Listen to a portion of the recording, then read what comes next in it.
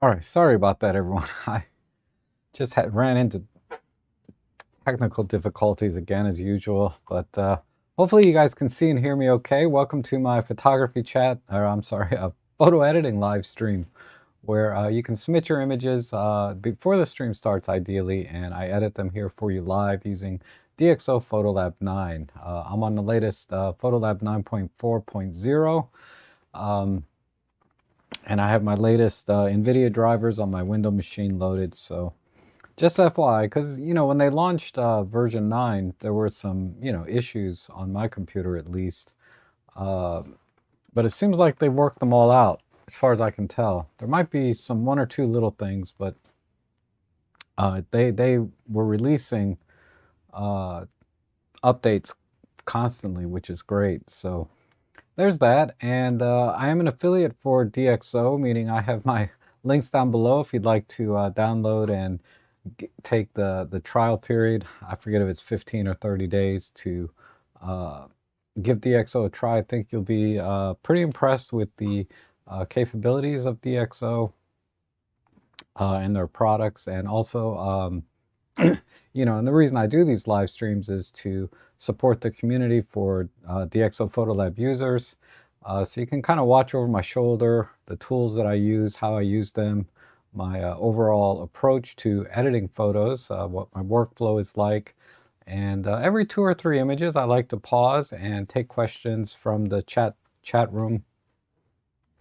If you have any questions about any of the tools or any of the things that I was doing, feel free to ask there, and I'll do my best to answer them or elaborate more on some of the tools. But okay, so all that said, good to see everyone here. I see Paul and Phil and Dan. Heather, good to see you guys. And Phil, you got a frantically finishing. That's funny. Okay, so I think that's in reference to William Shatner, right? Was caught eating some cereal. Someone got a picture of him eating cereal in his car. Let me go ahead and pull up the thingamajig here, Photolab. And hopefully I don't mess up the stream. And I need to do one more thing, sorry. I'm gonna enlarge the display just slightly so that you guys can see the sliders and tools that I'm using a little easier. Okay, and let me open up the live stream folder.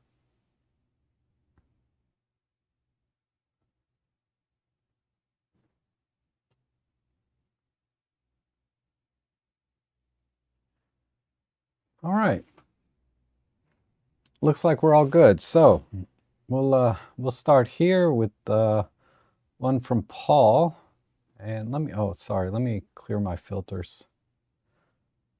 All right. So it looks like we have some otters here. Oh, that's really cool. We have an otter here at Huntley Meadows, but you have to be there exactly at like 7:20 a.m. to get them. They have some sort of weird clock that they only come out for that few minutes at that window, so I'm told. So when I when I open an image, I do a few things. I look at the overall exposure, the white balance, the composition, like if I have to straighten horizons or do any perspective corrections, particularly for architecture.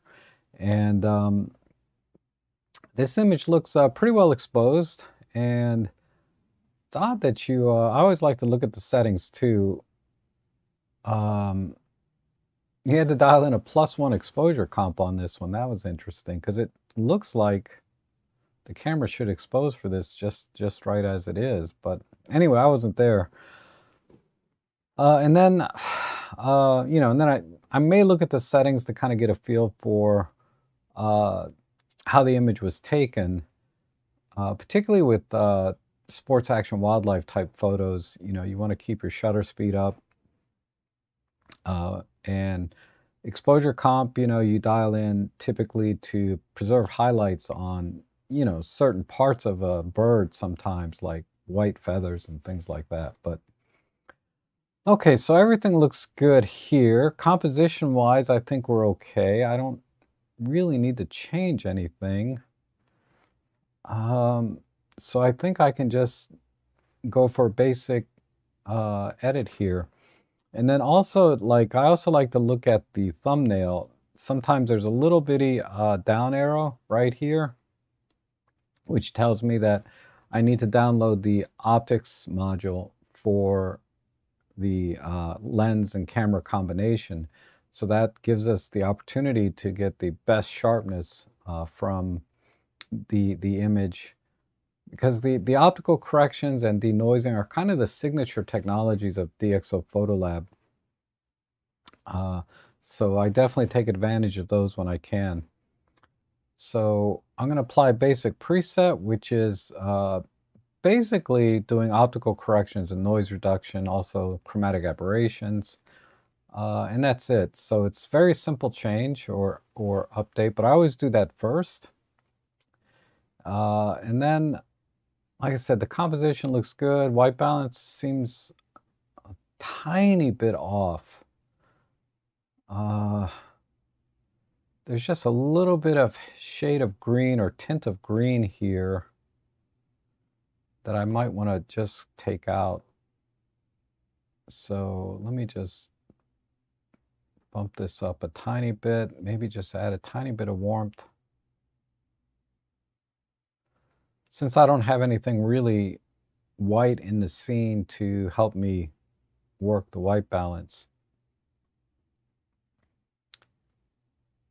maybe just a tad. Okay, that looks good. And then with most animals, you know, I like to always focus on the eyes, ears in this case, and nose and mouth, and then, you know, if they have any kind of talons or claws, you know, the feet, because these are how the animals survive, and those are usually the most distinctive features on the animals. So I always highlight those, and then I try to minimize the background. So I'm going to do that here. We actually need to emphasize a little bit here in the front and then minimize the background a bit so that the subjects stand out a little more. So maybe I can just do a simple crop like 16:9 to start. And then we'll move that down. That's too tight. How about a 3:2? Yeah, that'll work. So that got rid of some of it already. And I'm going to go into the local adjustments, and I'll just use the AI tool to get the background like that. And I think I'll just start with the selective tone here and just pull that in a bit like that, and a little bit there. All right, good. And then I'm going to just brighten up the overall scene right about there. I think that's good. Maybe emphasize the wetness here. And I'm going to do Shift and plus. Well, let me delete this. It looks like I can get everything if I just click here. And for this, I'm just going to add some clear view and some micro contrast, maybe just to give it a little more texture and shine. All right, and I like the green color coming out of there. Wonder if I can just highlight that a bit.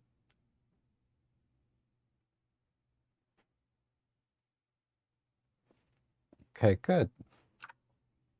All right, now let's do some local adjustments to the eyes. And I'm going to just use a control point. And we'll click there. And I try to make sure the control point is right on the pupil, or the iris, I should say, where the color would be. Then let's just bring the shadows up and clear view to make it glossy with a little micro contrast. And I'm going to move that around slightly just to see. And you just have to be careful not to make them too bright. But I think I can go a little bit more. Maybe a little bit more in the midtones. All right, good. And then I'll just use the same control point. I can just click here and here. And it's going to duplicate the settings that I just made from the first control point.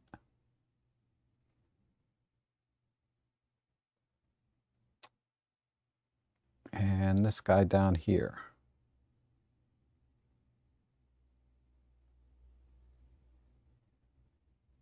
Okay, good. All right, so what I'm going to do is just click on the eye here. And you can see the difference. That's without adding the control point, and that's with. So it just brightens their eyes up a little bit so they look a little more alive. And I'm going to do maybe the same for the ears. The ears and the nose, that's going to be a little more subtle though. So let me pick, so I'm just adding a new mask here with this button. I'm just going to just click right inside and maybe just do a little bit of shadow and micro contrast. And we'll just duplicate that on everyone's ears. And maybe their nose as well. Let's see what happens when I hit the nose. And not too bad.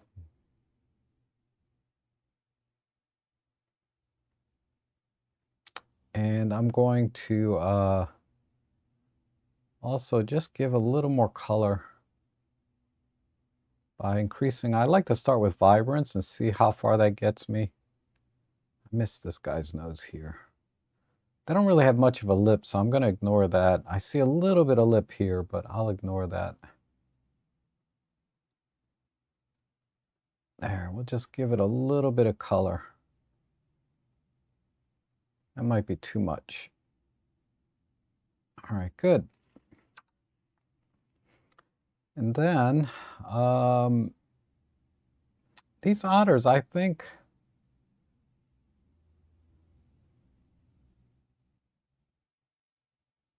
maybe even a little bit of subtle hit on there.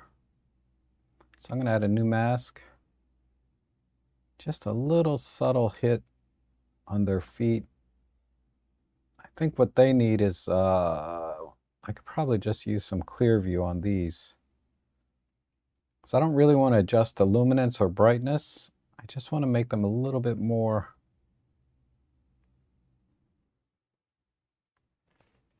just a little bit more dominant in the scene. Not dominant, but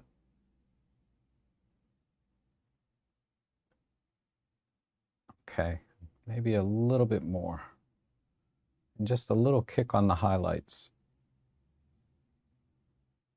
Okay, let me see how that looks. That's without it. That's with. Yeah, perfect. Okay, and then I'm just going to do a quick compare. I think we're almost done. There's a little bit of something in the frame here. Let me just get rid of that.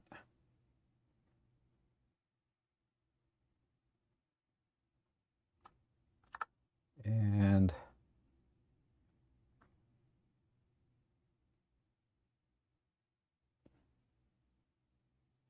I think I'm going to try and just add a little more texture because there's a little bit of a shift here, right? It's kind of a dark brown to a light tan here. I'm going to try and emphasize that a little bit as well. So maybe I'll just use a brush. So I'll make a new mask. And I'm going to, I got my flow down to 12%. Let me just go up to about just a little bit more. And I'll just add a little bit.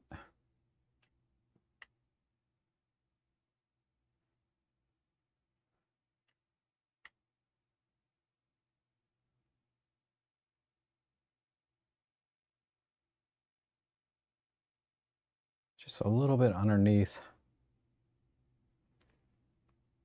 There, a little bit there. Okay, so let's just push the highlights, see how much that takes us. I don't want to make it look too unnatural. Now the midtones, he needs a little bit more, so I'll just add a little bit more. Because I had the flow very low. If I just keep kind of brushing over this, it'll add a little bit more. And a little bit more here. And we'll just add a little bit there.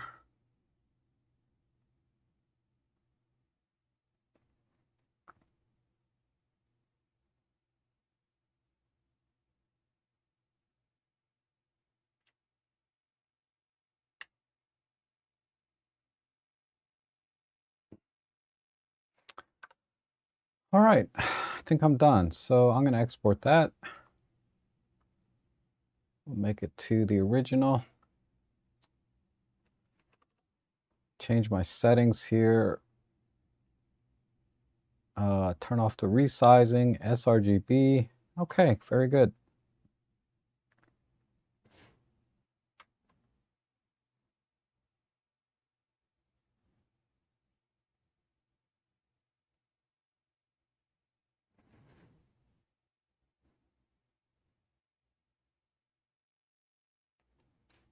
Okay, and I can click on this little arrow here to kind of see the progress. So the first image always takes a little bit longer, but usually about 20 seconds is my average on my machine to do everything. So let's reset this and then we'll compare. So if I'm gonna compare the original raw against the edit that I did, which I exported here, I reset the raw image back to its original, and then I just use this as a reference, and then I select the output image here. And I'm going to hit the F9 key to move the panels out of the way. And there's a side-by-side, the original here and my edit here. And sometimes I like to do a split view where we can just kind of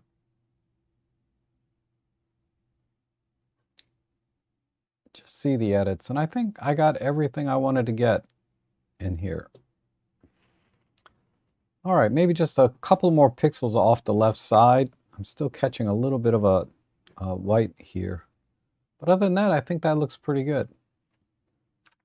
Okay, let's go to the next one here. And we have William. So I'm going to click back. And we have some rainbows here. I'm going to hit the F9 key.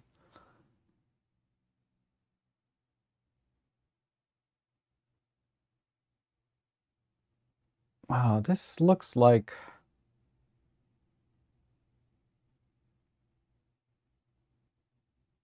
I'm just thinking, okay, the exposure looks good. White balance is good. Composition, there's a lot of things going on here. Wow, look at this cliff here. You have this really giant wind thing up here. Mountains. There's a lot of interesting things going on in here. in this rainbow, plural. So I have to think, I mean, if it wasn't for the rainbows, I'd do a very wide crop.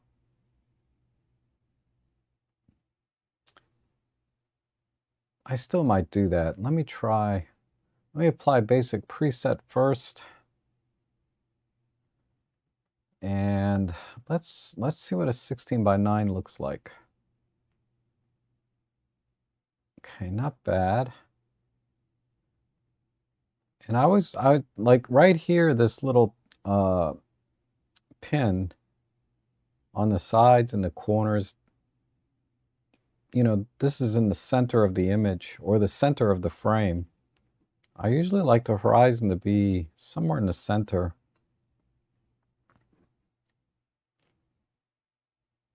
And I think,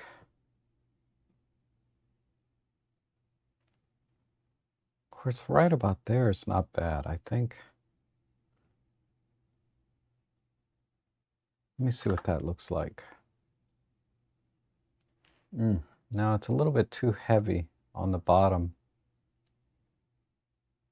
If I go back to the center, now it's a little more balanced. I think I'll go with this because I find the foreground really interesting. You know, the rolling hills leading up to the town. Okay. I don't get too many rainbow images to edit. I certainly never have any of my own. So I'm just going to take my best guess at what tools to use here. But I'm going to try control line. And just add some clear view and see if that, yeah, that works. And then we'll push the highlights a bit.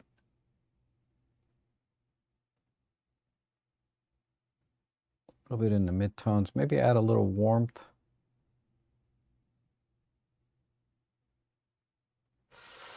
Just a touch.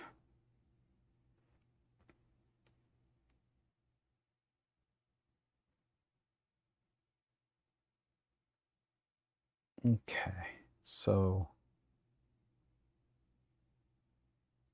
it's weird that this part of the sky is so much brighter. I know that's how it's supposed to be, but I'm gonna temper that a little bit. Let me make a new mask. I think I'll just do a very, very light brush in here and just bring that in a bit.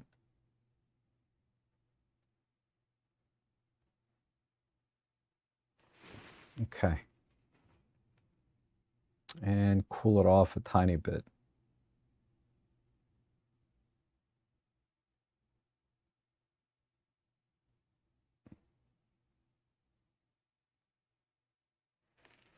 All right. The horizon is just a little bit off too. If I make the assumption that this pole and this pole is straight, perfectly vertical, I'm gonna just tilt it a little bit more and then crop.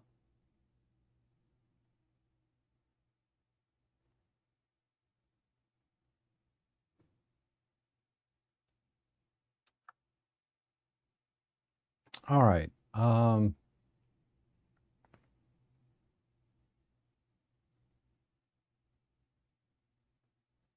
me do another brush. I want to emphasize sort of the peaks on the mountain here.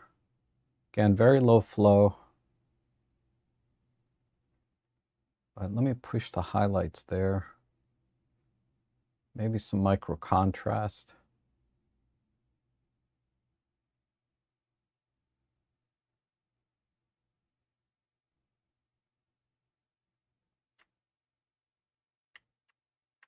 And just a little bit here.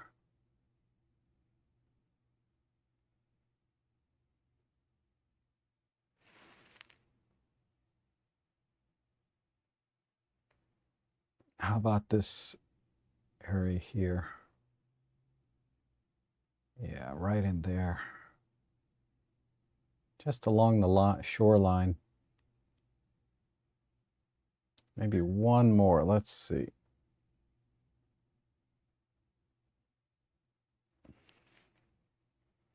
Okay. I'm going to pull the flow back down to 10%. Just bring that in a bit like this, and maybe a tiny bit of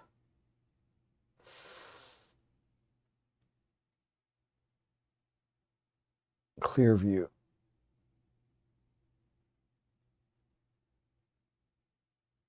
Okay. All right. I could probably do the same thing on the clouds. Let me get that brush back. A little bit here.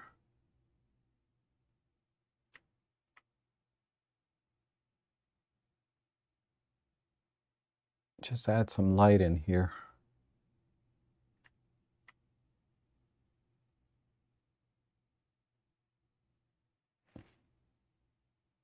A little bit there. Okay. I could probably use the same brush here on the mountain, on this cliff. So a little bit extra on the shoreline and the cliff itself. This cliff might need a little bit of, this cliff really needs its own brush. Let me make a new mask. I'll put a little bit in here. Just give a little push in the shadows.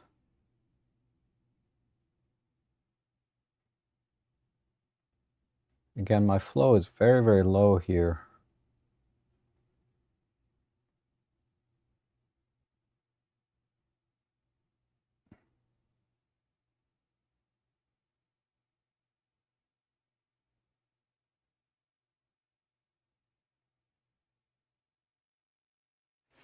Okay. Let's give a little bit in here, a little bit there, a little bit along this hill,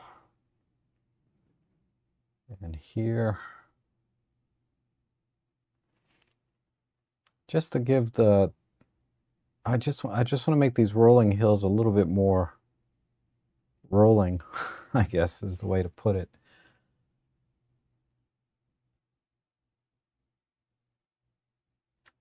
He's a little smaller.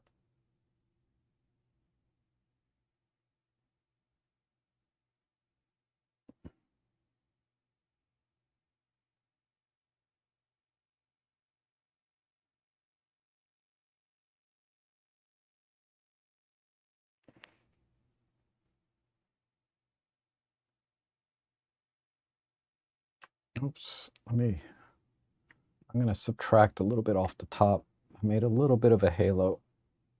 Okay. And then a new brush to kind of just add a little bit of rolling hill up here.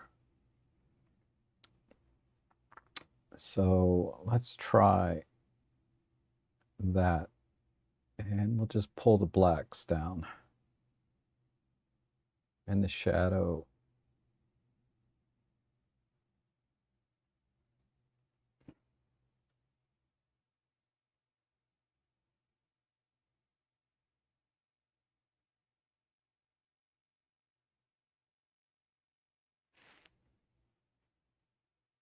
One more line.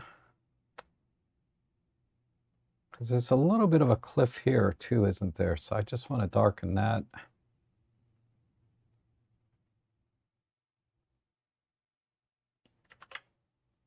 One more.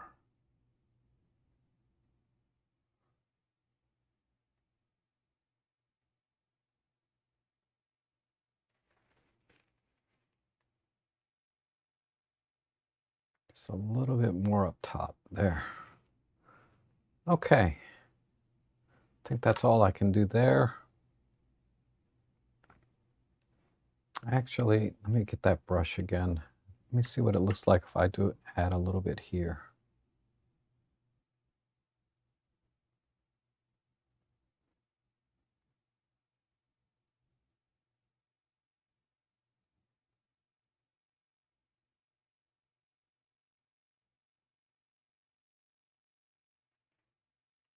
No, I'm going to delete those.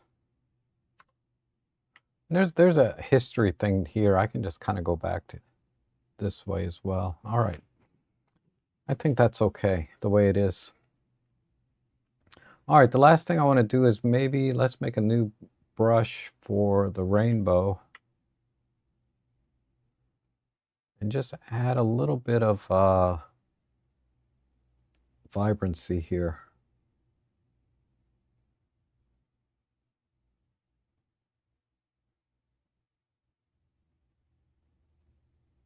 Okay, let me see how that looks. So,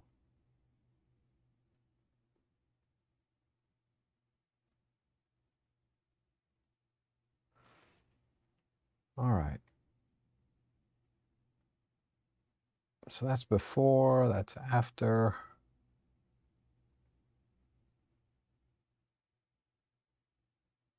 All right, I think that's it. So I'll export that one. Everything looks good there.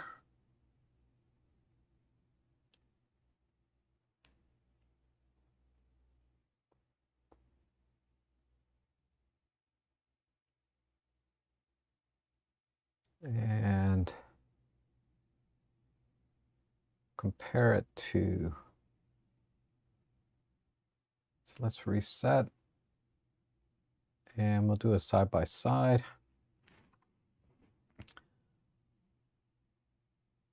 All right, so I'm comparing them side by side. I used a little different methodology this time, so I'll walk you through that. But here's the original, and then here's the edit. So let's do a split view.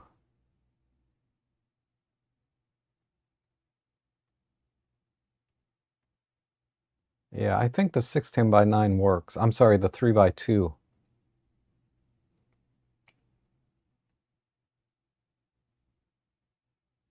So I think that's, I think that looks pretty good.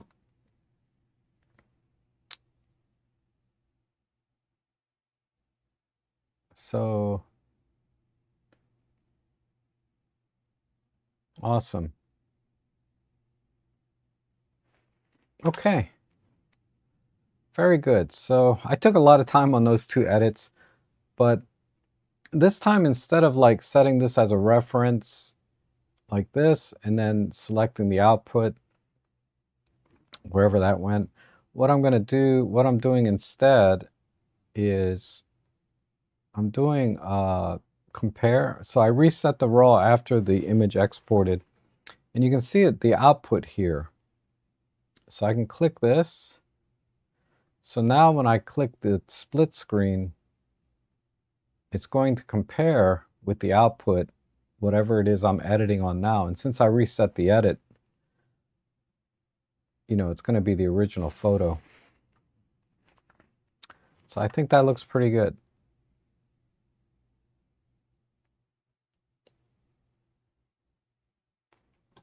All right, let's go to the next one, and then I'll go to the chat section. Okay, wow, another landscape with some rolling hills, and so we're going to customize. Okay, I'm going to apply basic preset. Let me check the thumbnail real quick. Okay, I don't have to get the optics module. And so the sky we're going to have to temper because they're a little bit hot, and maybe straighten the horizon a tiny bit. Even though this might be a hill, I think just a slight tilt to the left will do some good. Let me just do that first. That feels about right. I'm just eyeballing it.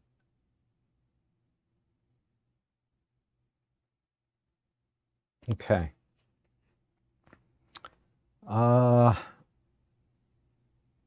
This image here, I'm really tempted to just use one of these LUTs, because these are included. Oh, I like this one. Maybe I'll just start with one of these LUTs, and then, because I've never done this before with any, at least not in the live streams. I've never just started with a LUT.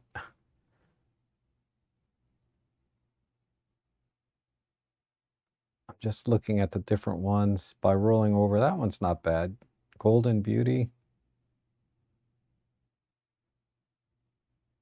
Okay, let's go to the premium LUTs. A lot of the premium LUTs are, I think, black and whites.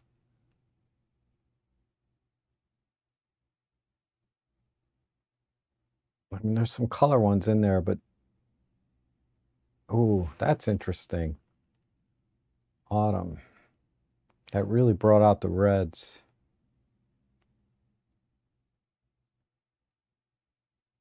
I like that rejuvenation too. Let me see. No, that looks a little bit too... Where's that one? Autumn. Let's see. Okay, autumn looks pretty good. All right, I'm going to start with that LUT. And then we'll do some local editing. So I'm going to temper the sky. So I'm going to put the eyedropper here on the brighter area because of the luminance. Maybe just add a touch here. And then let's bring that in a bit with some clear view. I wonder if the LUT is messing up my highlights here. Hold on, let me go back to that. If I turn this off, no, these, yeah, it's clipped. Let me just double check. Yeah, all right, it's not the LUT. So I'm going to turn the LUT back on. And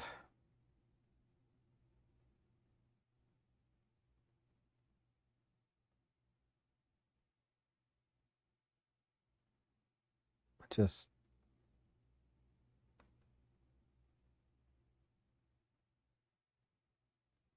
I mean, the LUT is affecting it a little bit, but I'm going to crop out most of that. So let's just crop that out. Let's try 16 by 9. Then we'll pick, because we don't need a lot of that sky. Let's go right about here.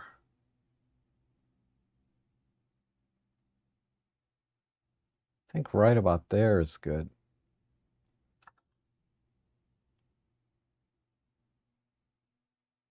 Okay. And I'm going to add a new control line. We'll go up this way, and I'm going to back off the chroma and luma a bit. And let's just add some clear view in here. A little bit of shadow and highlight work.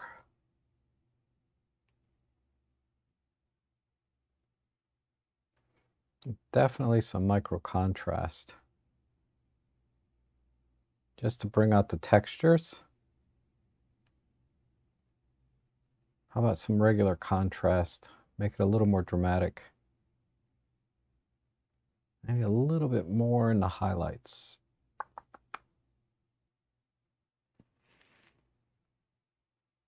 Okay, I think that's it. That looks good.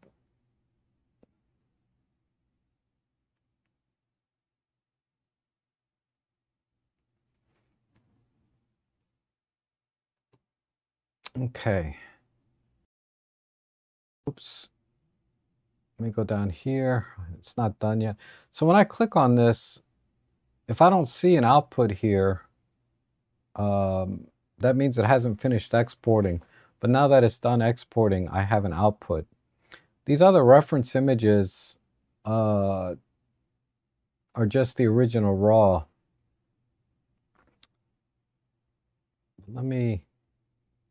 I'm sorry, the reference images. I have to give that some thought. But let's go here. Let's go to the output and compare. Let me reset the original and hit the F9 key.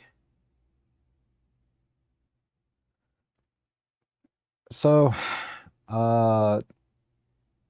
yeah, I just went to the LUT this time just to kind of get a certain look.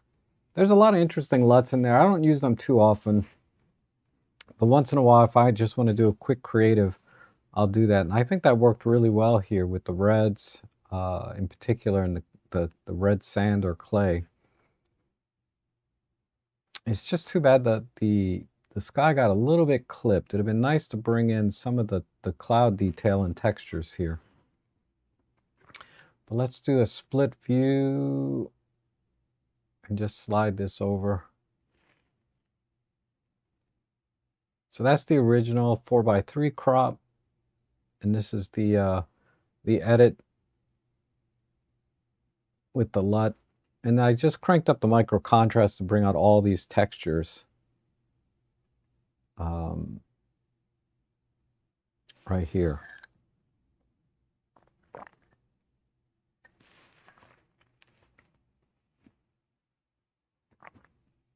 Okay.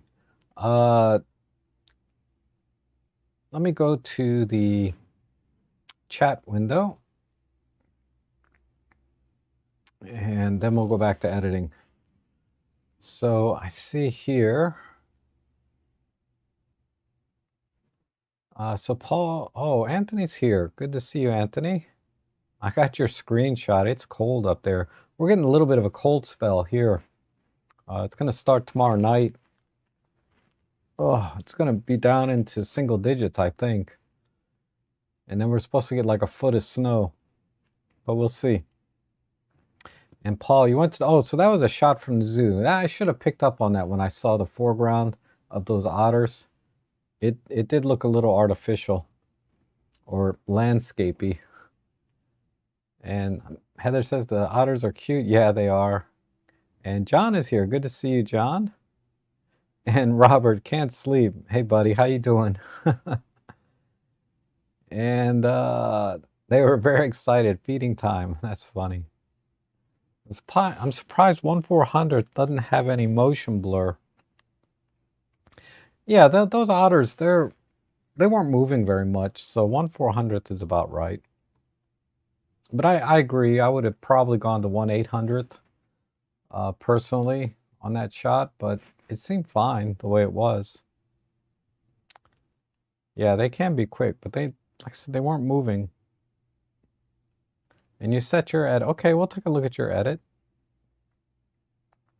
And Larry says, I sent in a painted desert pic. Have to go. All right, I'll download that and we'll take a look at it a little later. And Heather says, I messed with the blur feature with some success on backgrounds. Since I don't really know what I'm doing, I just click around. Okay, I'll walk you through that. So let's go back to the otter picture. For example, if I wanted to blur this area a little more, let me go to customize. We'll get my panel out.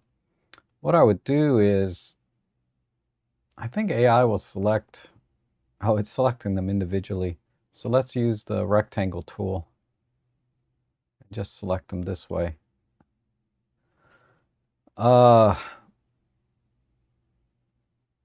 Actually, don't do that first. First, do the blur tool.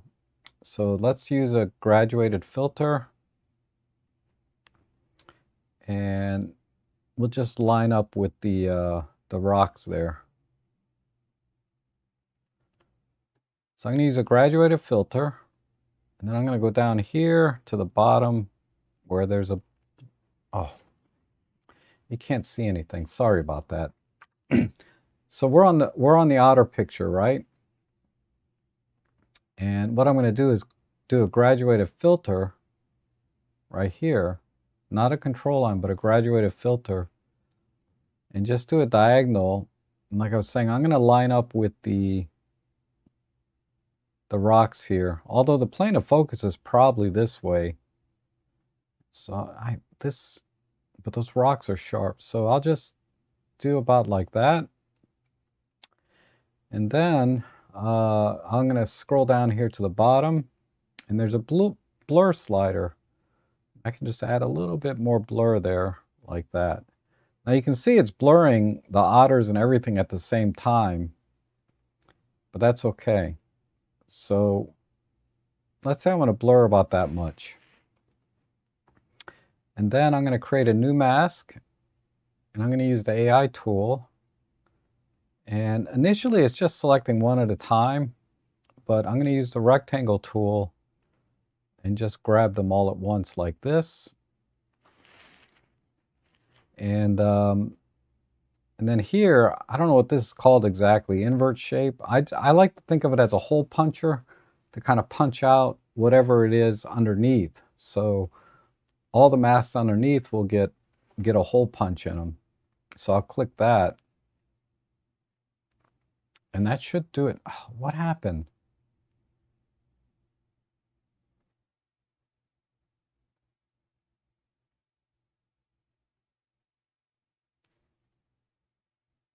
Did I? That should work. Hole punch.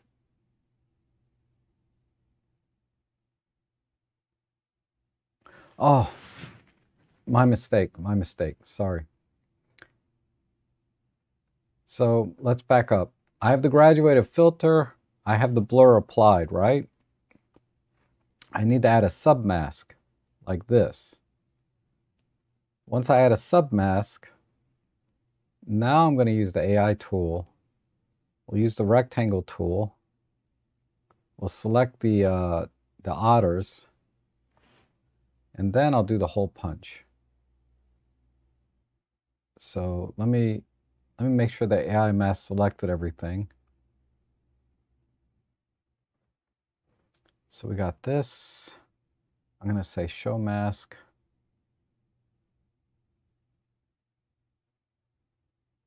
That's what I want right there. Okay, now I'm going to do whole. Oh, I did it again. Sorry. Submask, AI tool, rectangle,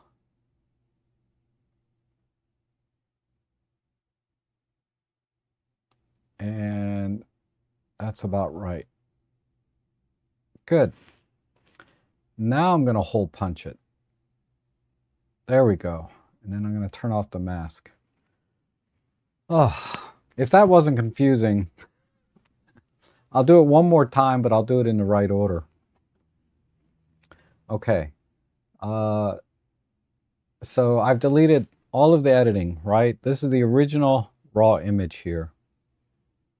So we'll create a new mask, graduated filter. We'll draw this down. Go down here. We'll add some blur like this. And then go back up here. I'm going to add a submask. This time I'm going to use the AI tool. And I'm going to use the rectangle tool to select the otters. Now I like to turn on show mask so that I can see exactly what the AI is selecting, and that looks about right. And then I'm going to use this hole puncher or invert shape tool like that. So now I've punched the otters out, right? And then I can turn off the mask, and then I can see the final result.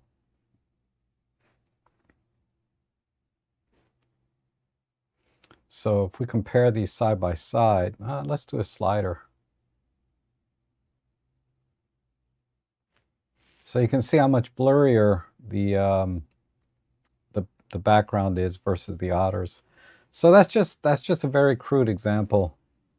Let me brighten it up so you can see it maybe a little better. Okay, sorry about that, Heather, but hopefully that makes sense. So practice doing it that way. Do a blur with a graduated line, and then create a submask and punch out the areas that you do not want to be blurred, right? Okay. And then, Heather, why did you not use a standard preset first? Oh, I always do that first. I'm not sure if yeah, I always do that first. Maybe, if I don't do it first, I should. But I always do that first, the standard preset. Okay, yes, just caught the glass. Oh, okay, in the otter image, the left corner. And nice edit. Okay, you're welcome, Paul. Thanks for sending it. And Jeff is here. Good to see you. And S3, good to see you. And the shading on the hills really does make a difference. Cool tip. Yeah, I like to do that on landscapes and things. Sometimes it's hard to, you can see the depth, right, of the rolling hills, but just adding a little bit of highlight on the hills. And then, like, I also add a little bit of highlight at the base of the hills where the water kind of met with the hills, just to separate, little things like that. And the edited one looks better. Thank you. And that compare window is very confusing. It is. It was confusing to me too. Now I kind of got used to it because I've been using it a lot. So I'll try and slow down a little bit when I get to that part on the next edit where I do the comparisons. And Glenn Davies says, I see that you are using Windows. I'm using Mac Mini 4 with 16 gig of RAM, and it's a bit laggy with mass. What is the config you have using, if you don't mind? I have a spare Windows 10 laptop. Okay. So I have it's a couple of years old, but it's an Intel Core i9 13th generation. So it's a 13.9 something. It's a Core i9 13th generation. No, I'm sorry. I think it's a 12th generation. It's a 12th generation Core i9. I have a dedicated NVIDIA graphics card. It's the RTX 4080. So 4080. So it's the last generation, but it's a higher end last generation. And I'm running with just 24 gigs of RAM. I was having some trouble getting it to go to 32 because I didn't have compatible memory. So I'm at 24 gig of RAM. So those are the core specs, and then SSD drives all around. And Phil was going to ask about the specs too. So if I left anything out, I can give you a link to the exact laptop. It's a Predator Helios 16 Core i9 RTX 4080 with 24 gig of RAM and SSDs. Sure. Yeah, sorry. Hopefully I got it. Punch out needs to be submask. Thank you, Dan. Yeah. I don't use it very often, right? To blur something in the background. So that's why I messed up, but thank you. This is a good demo of how to use those fiddly mask controls. Yep. And that was a good tutorial on the sub mask. Okay. Yeah, I think hole punch makes more sense to my brain, but I think the technical term is invert mask. And then Heather asked, would it matter if you did this hole punch, etc., before or after you use the other edit tools? You have to on the eyes. Oh, it shouldn't matter at all. It shouldn't matter at all, because I want all the eyes in focus. Now, because since we're creating different masks, they really don't interfere with each other. They should be all independent of each other when you create new masks. So that's why, as Dan was saying, if I want the masks to overlap each other, or have an effect on each other, I have to create submasks. So when I create submasks, then they're a little bit more interactive with each other or dependent on each other. But as totally separate masks, they don't affect each other. Laptop memory is currently very expensive. It probably is. I haven't shopped in a long time, but I notice memory in general is getting expensive. Okay, let's go to the next image. Particularly SD card memory. I just can't believe. Okay, so we have a landscape. I've seen this landscape before.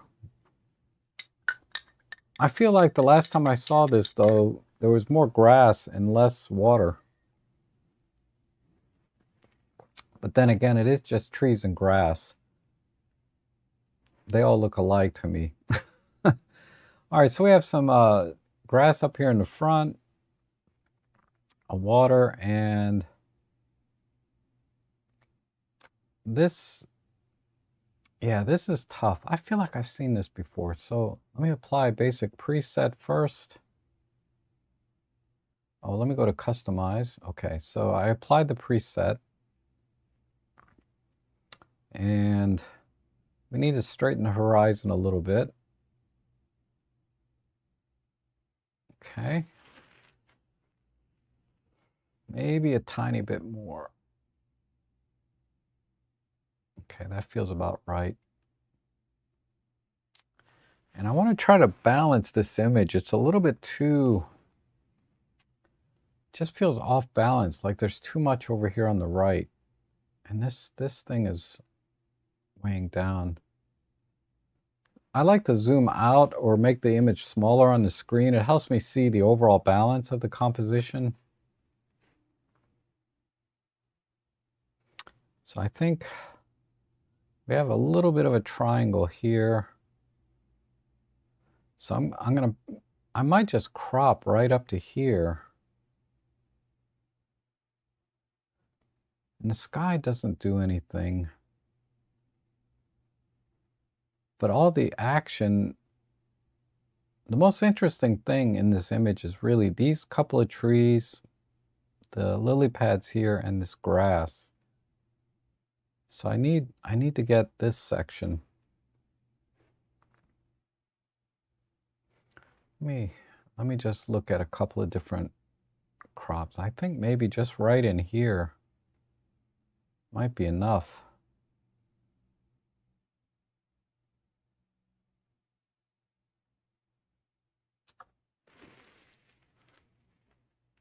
Yeah, that works. I got a corner here. I got a corner down here. I don't have any corners over here, but hopefully this grass kind of balances the sky a little bit. Okay, now I want to separate the lily pads and the water and the tree line. It'd be nicer if the light was coming in from the right, but right now it's kind of coming in from behind a little bit. So let's go to the local adjustments. I don't know if the AI is going to be able to distinguish what the water is.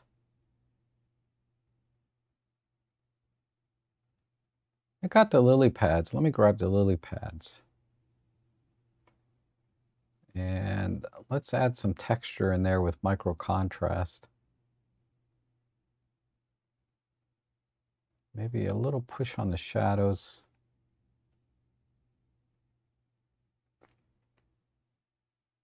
Okay, and I might just have to use a brush to get around the water. So let's make a new mask. And I'm going to increase the flow to about 20%. Make my brush a little smaller for up here.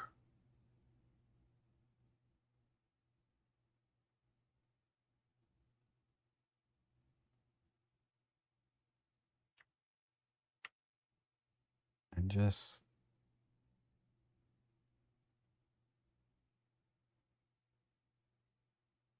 kind of touch down in here.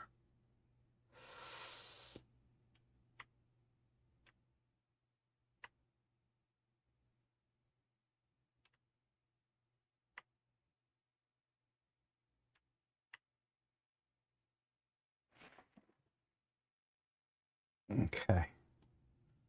So let's add some clear view. Let's pull the blacks in a bit and the shadows. And how about the highlights? Oh, no.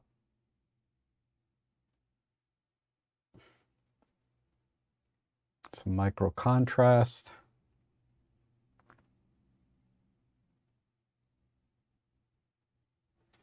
So I need a little bit more there.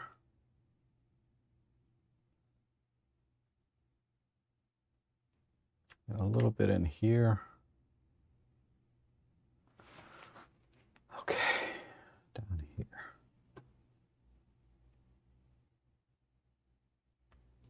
Let me see where I'm at. Okay, I think that's all I can do there. All right, let's work on the tree line a little bit. So let's make a new mask for the trees, and I'll stick with a brush. 20% is fine. But I just want to get a little bit more light in here.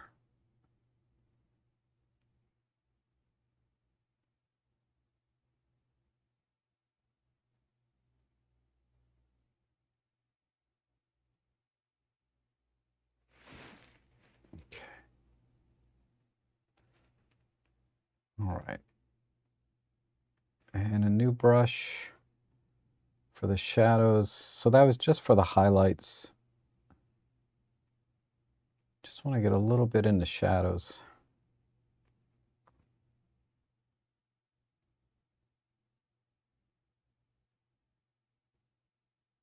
And a little bit of micro contrast here. Now just brush in a little bit more. A little bit more here.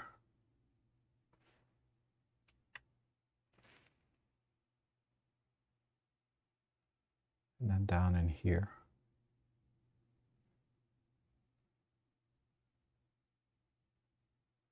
Oops, let me erase a little bit there. Okay, a little bit there.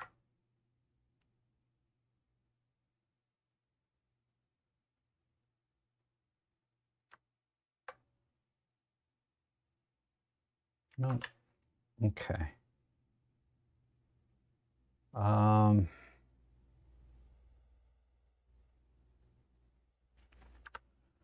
right, let me do the sky. So I'll make a new mask. I can use the AI tool for the sky. Just temper that a little bit. Try some clear view. Maybe there's some clouds. Yeah, there's a little bit in there. Okay. I think that's enough there. And then new mask, and I'm going to work on this area. Just another brush. I think all I need is just a little more contrast in that area.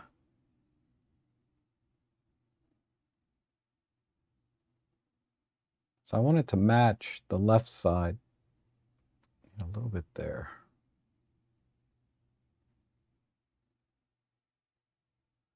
Some micro contrast.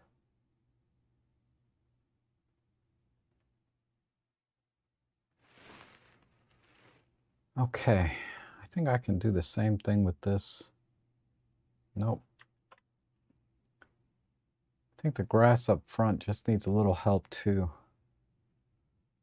So I'll just use a smaller brush like this.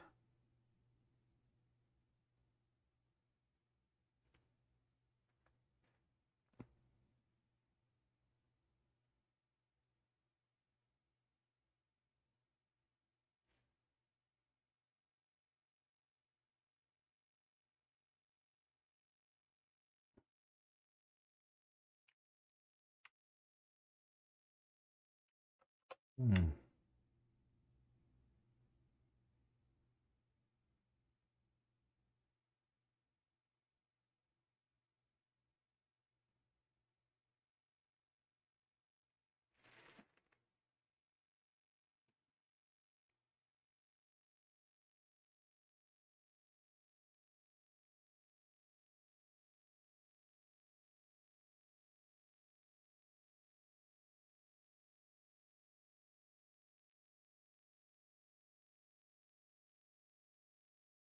Okay.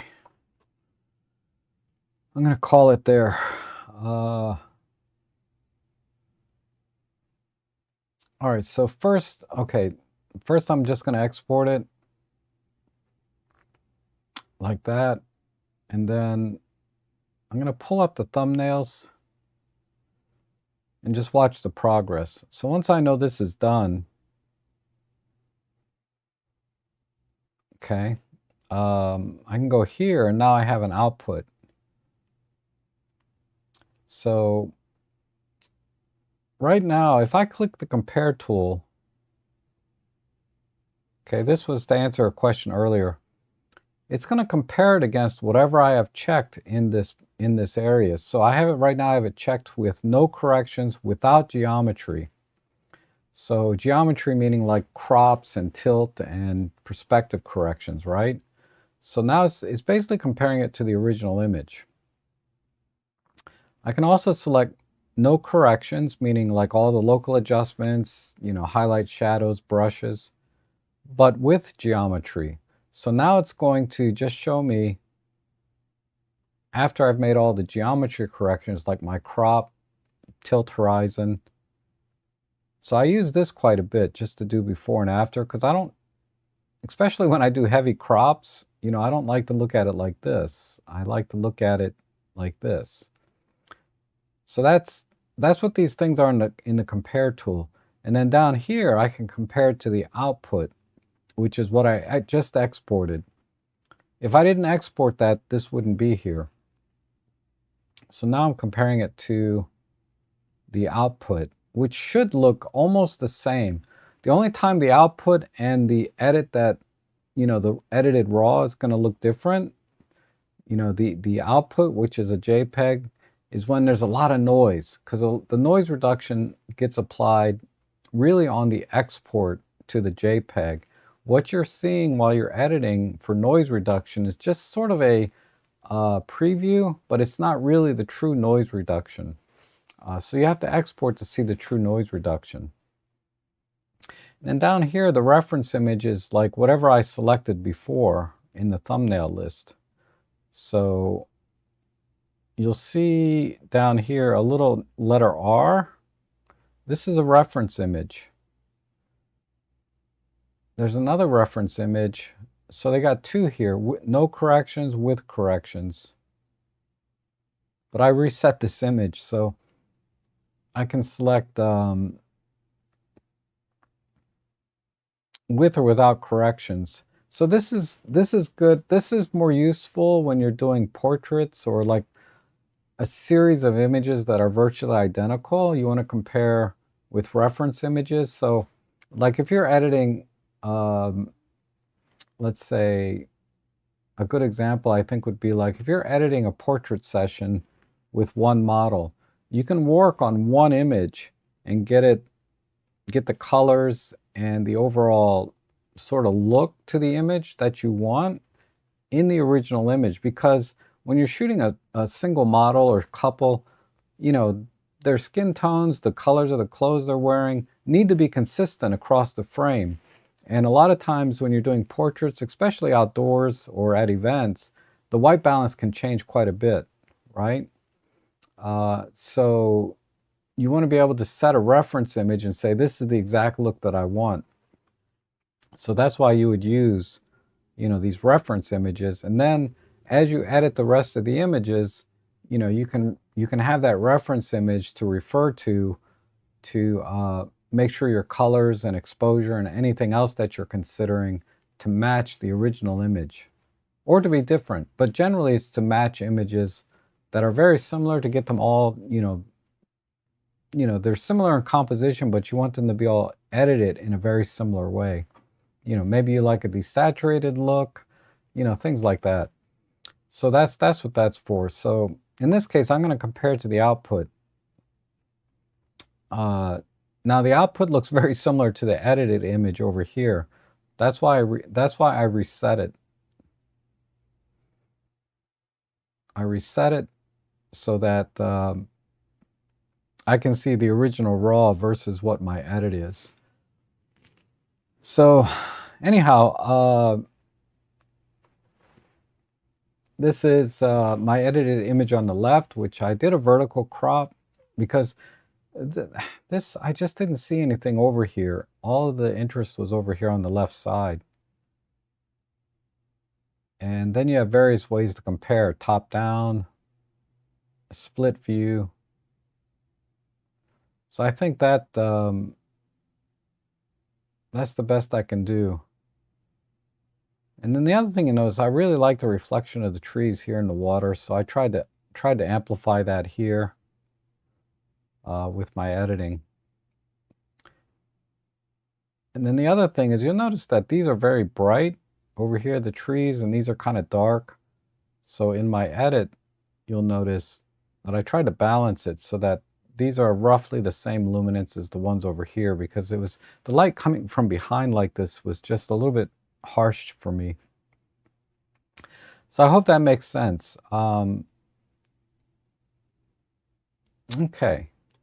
So Phil says, thanks for the compare explanation. Makes more sense now. I'll have a play. Okay, good. I'm glad that that made sense, because sometimes when I'm live, I don't articulate things quite as well as if I was making a video. And that's why videos take 3 or 4 hours just to make 10 minutes worth, because I have to like think through exactly how I want to explain this. But in a live session, I just have to wing it, right? Okay, let's go to the next one here.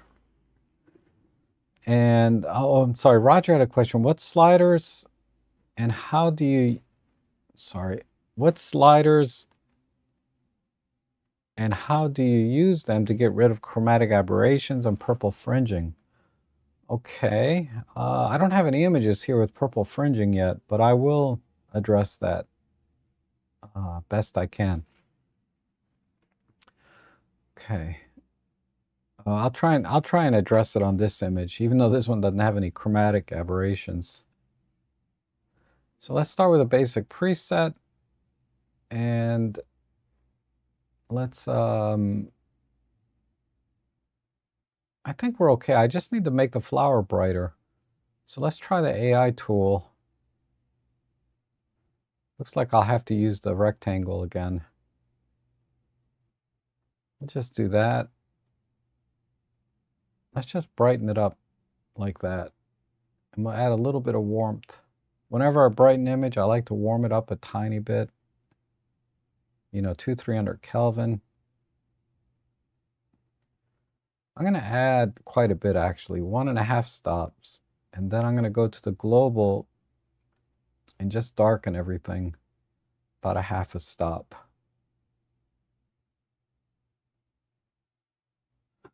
And the white balance is a little bit cool still, so I'm just going to just add a little bit of warmth globally. Let's try vibrant. Yeah, I like vibrant. And okay, then let's just temper the highlights just a tiny bit and add some micro contrast just so we can see the textures in the flower. And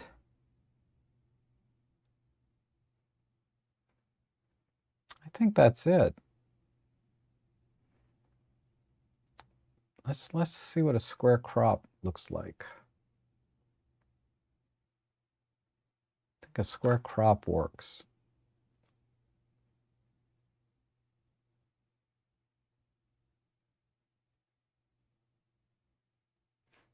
Let's try and add a little clear view to the background. So let me make a new mask. Again, let's select the flower with the rectangle.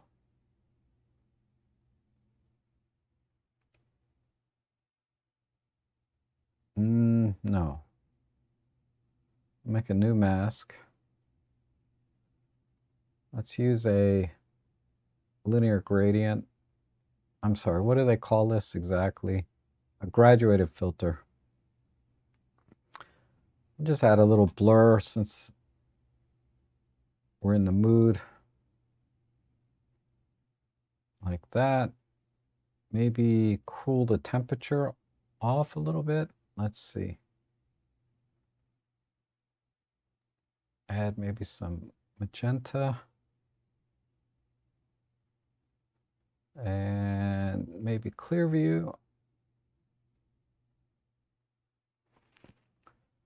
Okay, now we're going to add a submask. Go back to the AI tool. I'm going to do show mask. And just select that flower again. Okay, we'll turn that off and punch it out. Perfect. Okay, this graduated filter is maybe a bit too cool. And let's add a vignette. So I'll make a new mask. Put the vignette about here. And if you don't have Film Pack installed, you can make your own vignettes this way. So you use a control point, set your chroma and luma to 0, then invert it. And then you can just, I like to start with the blacks and just pull that in just to make it look more natural. Because if I just use the exposure slider, you know, that can look kind of artificial, right? So I just like to add a little natural, more natural looking vignette. So I use the sliders. Okay.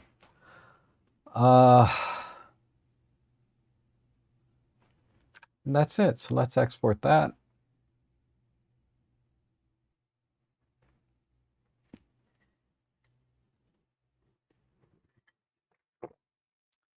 And I didn't, what sliders and how, okay.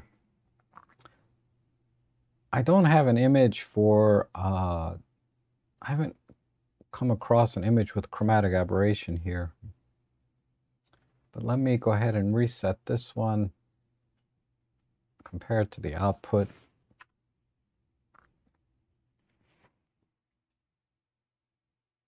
So that's, oops, that's the side-by-side.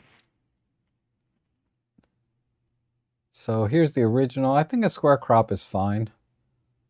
And I just made the flower brighter. You know, come to think of it, I'm seeing a problem. Hold on. Let me go back to my original edit here. Customize. I need a brush. Make a new mask. Flow 20%. There's a little bit of light here that I want to emphasize.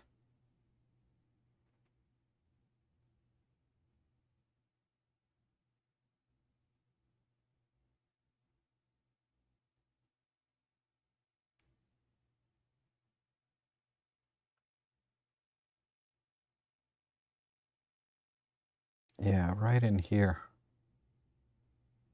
There's a little bit there and there.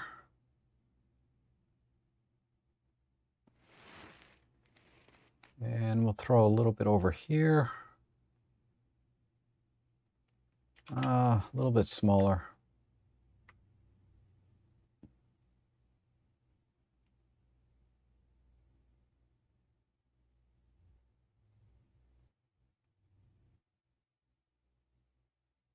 Because some of the light is kind of coming through from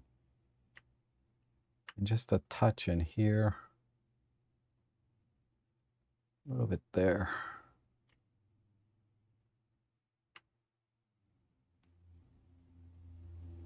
And let's warm up that light just a little bit.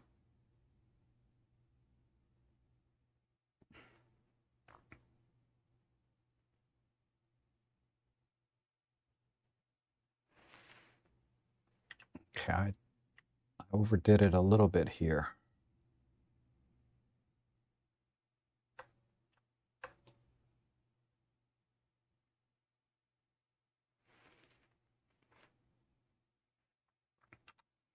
All right. I'm going to export that one. Now I'm done. So let's overwrite.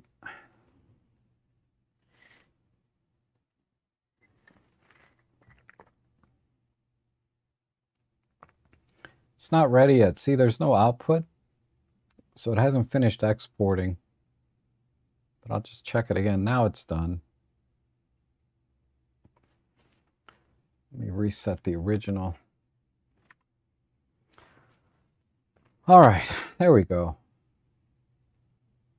Now that looks right. It was a little bit too dark down here. It didn't look natural. So I just spilled some light in there. And you can see it's spilling a little bit here in the original image and a little bit up here and some on this leaf. So that's all I did, was just sort of spread this light out. You can see some nice light right here as well. I did that here.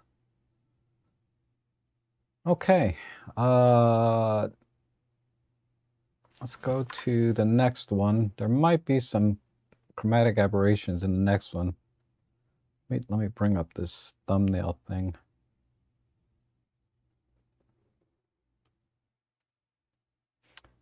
Let's see if there's any. There's none in this one either. This is what? Oh, it's a pro lens. And it's stopped down, so there's virtually no. Oh, there's some up here in the corner. All right, so as far as chromatic aberration goes, right, let me apply basic preset first. You see how it went away? Because my preset includes chromatic aberrations. So let me reset that.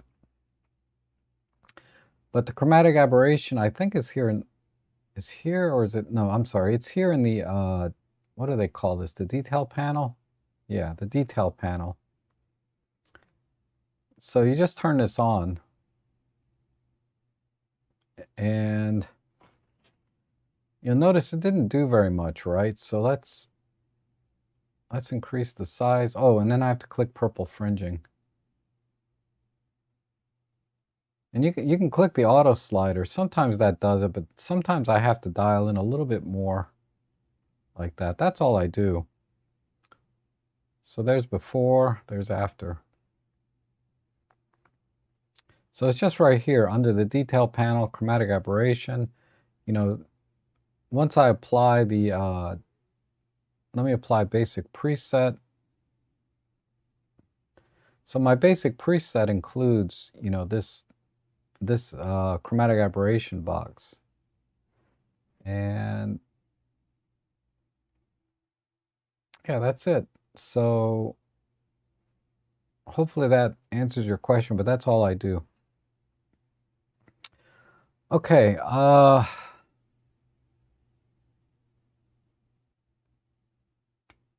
so we obviously the tree is the subject here, but it's cut off at the top. So I'm thinking, let me get this out of the way.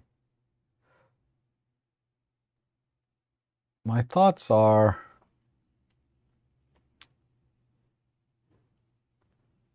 maybe bring out the texture in the snow, and if there's any like holes in the snow from it from the snow dropping off the tree onto the ground.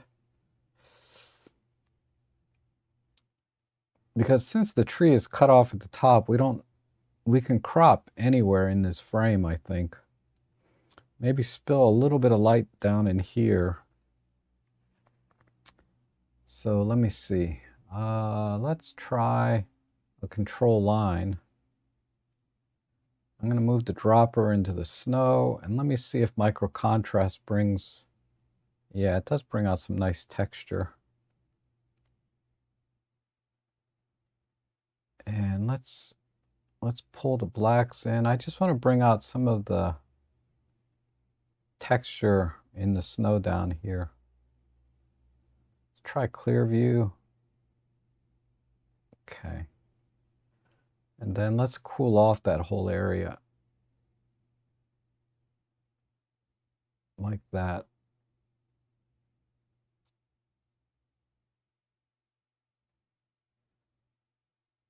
I'm just going to adjust this to taste. All right, that's good. I'm going to go back to the global tab here, the color tab, and just warm the image up overall. Because I cooled off this area, it's going to get warmed up as well a little bit. I know it's not very wintry now. It doesn't look as wintry as it did before. Okay, so the tree trunk here is pretty good. Let me emphasize that. I'm going to use a masking brush here. This is auto mask. And we'll just select it here, a little bit in here, and here.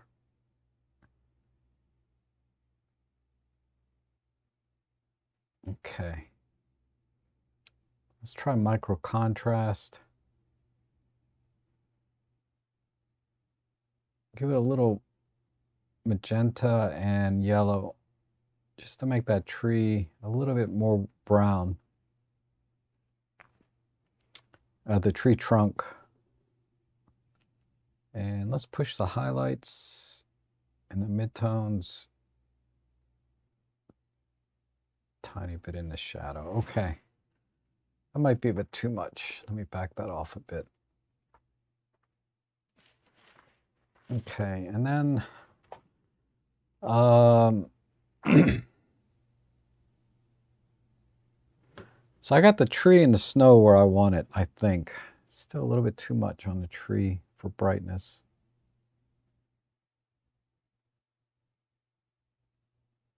Okay. Let me see if I can make the tree a little bit greener. So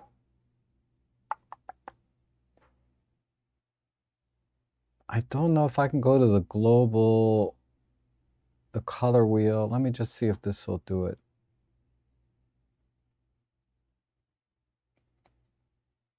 Okay.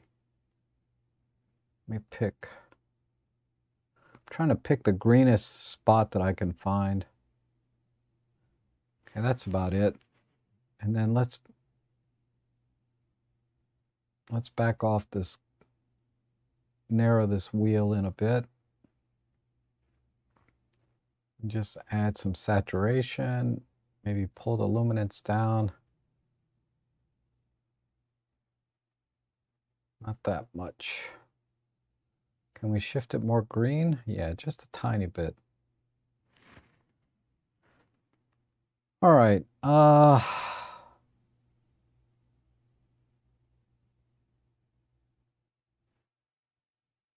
normally do a crop first, but I really wanted to look at all the elements while I was editing and I've been thinking in the back of my head, how am I going to crop this later? But I wanted to see what kind of colors and details that I could zone in on before I crop. So I feel like I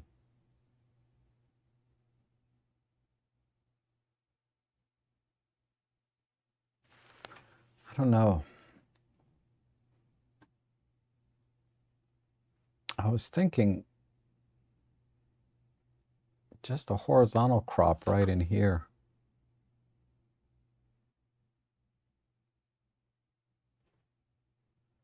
Let me see if I can create.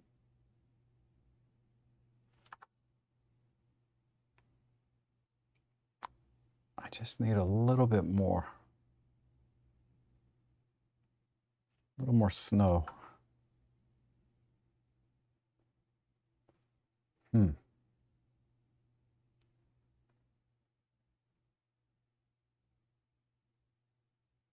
What if I go on this side?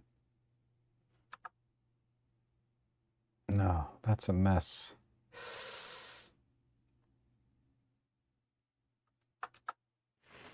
I think right here is all I need. So I'm going to export that.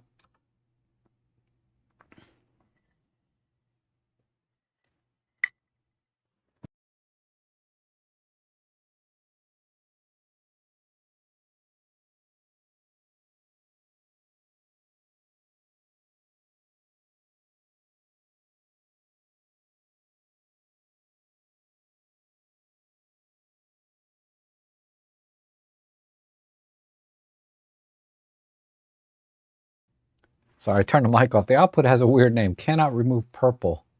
I'm not sure what Joe is saying there, but okay. So let's reset.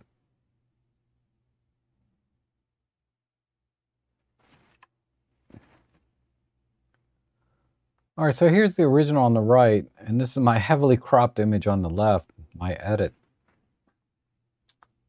So yeah, whenever I do trees, this is, and of course everything I say is subjective, but whenever I do trees, I'd like to include the entire tree if the tree is the subject. And that's what I feel like here is the tree was the subject, but you didn't have a wide enough angle lens to get the whole tree in. So I said, okay, let me find some detail in the scene that I can use. So, the texture in the snow here, and then there's a little bit of texture in a brick wall, but the tree trunk, the green leaves, and the snow on top of the tree leaves, the pines, I guess. That's the best I can do here. So quite a dramatic difference, because there's so many things up here. All these just random branches up here are distracting. The sky is just white, as well as the snow. So I tried to create some color separation by cooling off the snow and then warming up the tree. All right.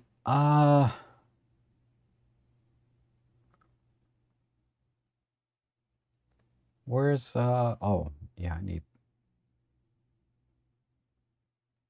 let's go to the next one. How many more do I have here? 1, 2, 3. Okay.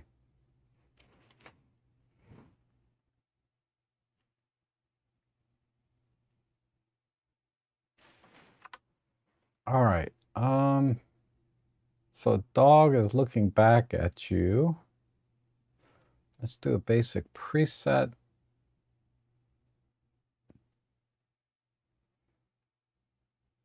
So maybe we can,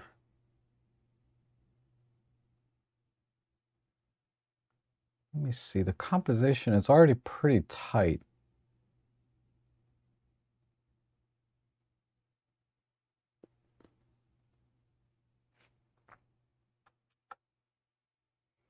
I'll just do a 1 by 1.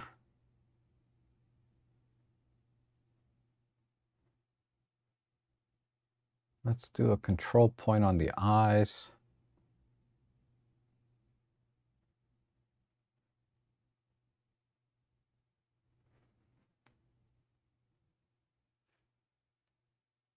And do the same thing, just a little shadow push, clear view, and micro contrast. Okay, then the ears. Just add a little bit in here. Maybe just a little brightness and micro contrast.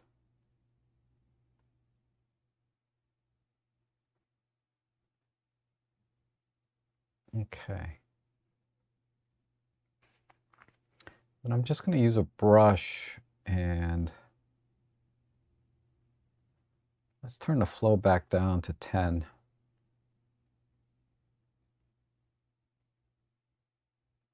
I'm just going to darken some areas a little bit more.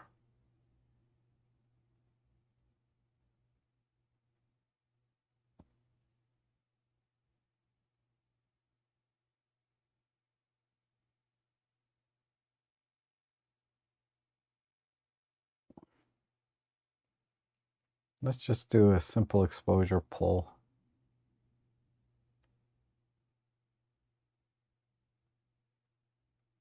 Okay, that's good.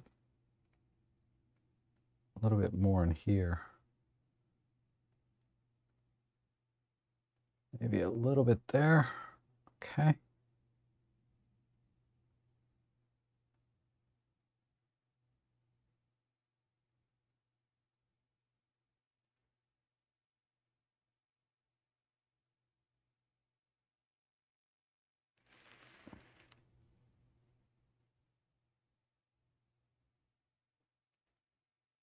Okay, let's see where we're at.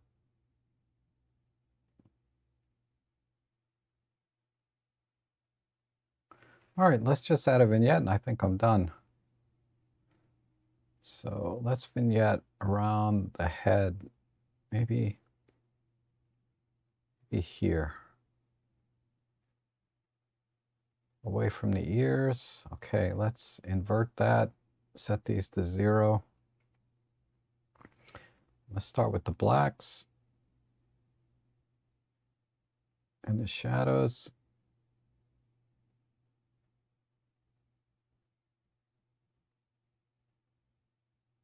Bring that in a bit tighter. All right. The nose needs a little bit more light because I did vignette up in here. So we'll just push it back. Maybe some shadow. Make it a little smaller. More shadow.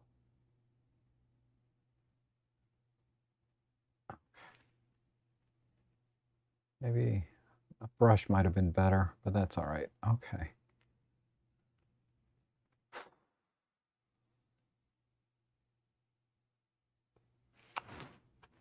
Let me get rid of that last one. And then maybe a little push in the blacks.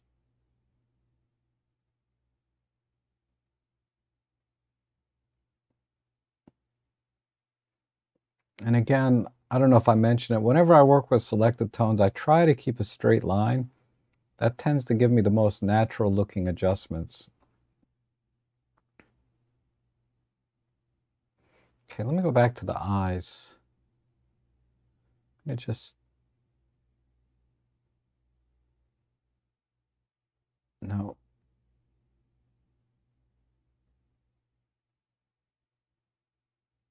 We just need something, a little bit more something there.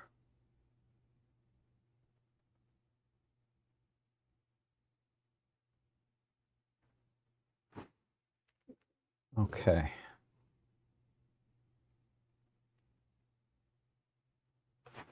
All right, let's export that.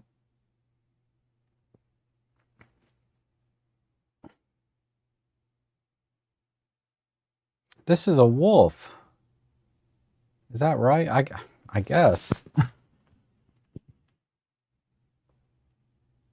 Yeah, because you guys are talking about going to the wool and going to the zoo. All right, let's see. All right, output is done. Let me reset this. Yeah.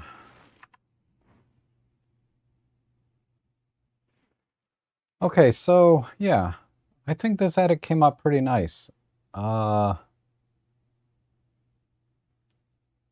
square crop works well. Just comes in really tight. And yeah, just separating the colors of the fur a little bit with a brush, right? Just making a little darker here and there. And then a slight vignette to bring emphasis onto the eyes. So I tried to make the vignette point right here, but I didn't want it to affect the ears, so I made it a little bit large. So that's why I had to kind of fix the nose a little bit. But maybe a split view might be a little more representative.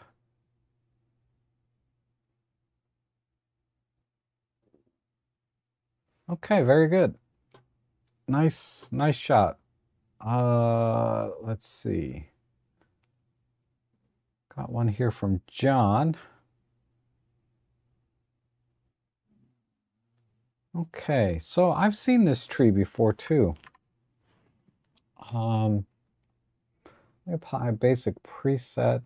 I think I've edited a very similar image of this tree, and I probably went black and white before. I'm gonna stick with color here. When was this taken? This was taken recently. Okay. But this looks almost identical to the image that I edited before. Let me just do a LUT. Let me see what these LUTs will do.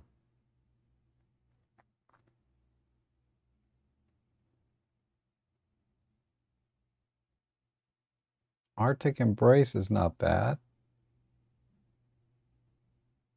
Ooh, I like that one.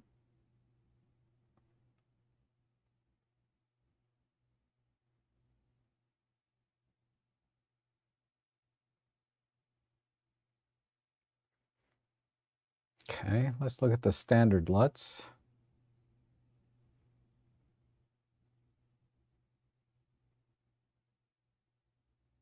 That's not bad.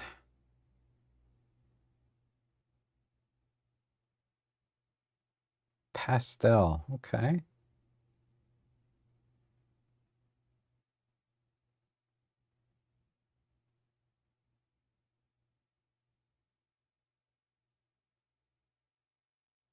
Warm matte, not bad. Okay. Let me go back to the premium. I think I saw one. I think Arctic Embrace is best.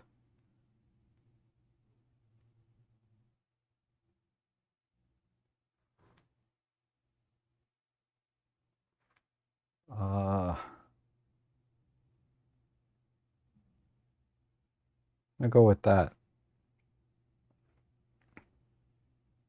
All right, so let me just I'm just gonna play around a little bit here just to see if I can sort of minimize the scene a bit. I mean, simplify it a bit.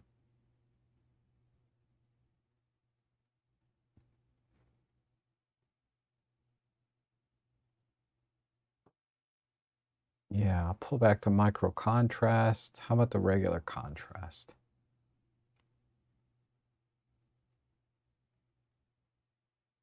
Right in there. Just a little bit of clear view globally.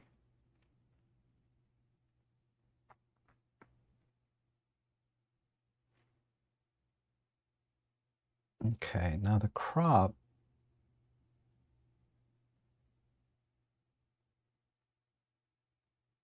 Let's make this a 1:1. So I want to just balance it a little bit.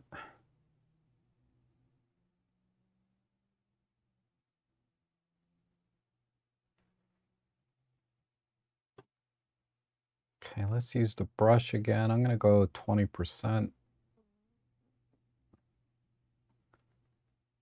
Just hit the grass a little bit. Let's try some vibrancy here. Maybe just on the red channel and spread that out a little bit.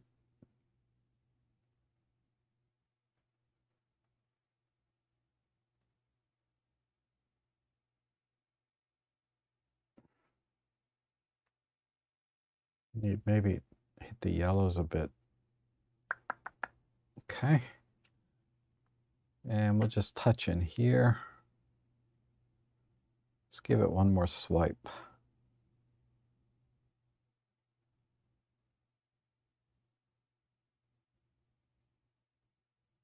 Touch over here.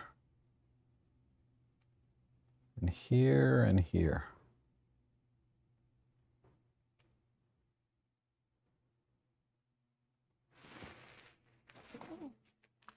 Okay, and then let's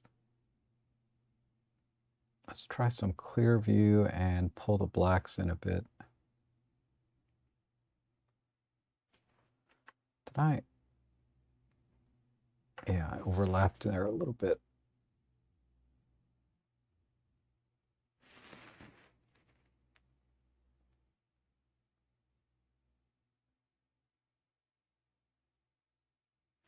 Okay. Let's just add a little contrast to the mud.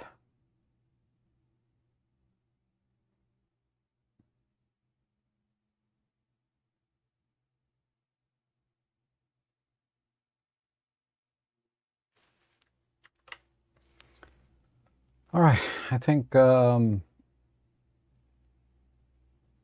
maybe a vignette too.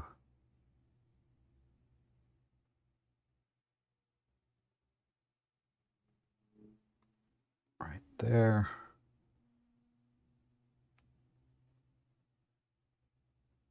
So invert it.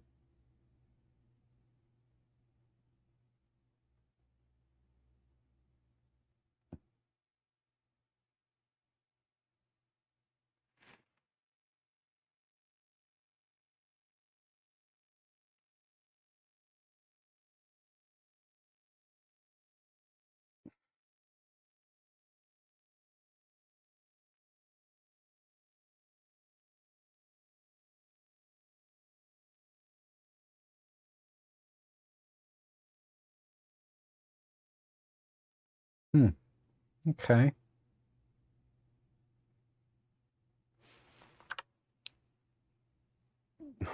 This area right here.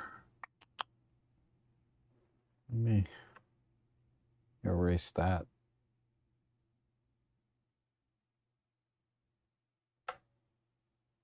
Okay.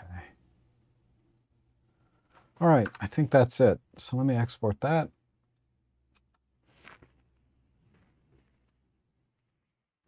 And Heather's asking what all is part. Okay, I'll come back to the chat in a minute.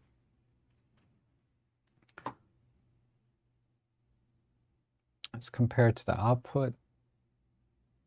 Reset side by side. Okay, so yeah, this is another tough one because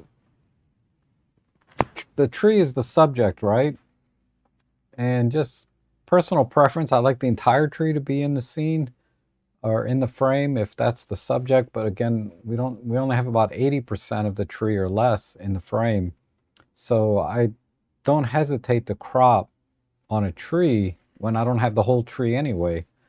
And I want to focus on sort of the intertwining branches down in here, which this is a I understand why you took another picture of this because it's really a beautiful tree.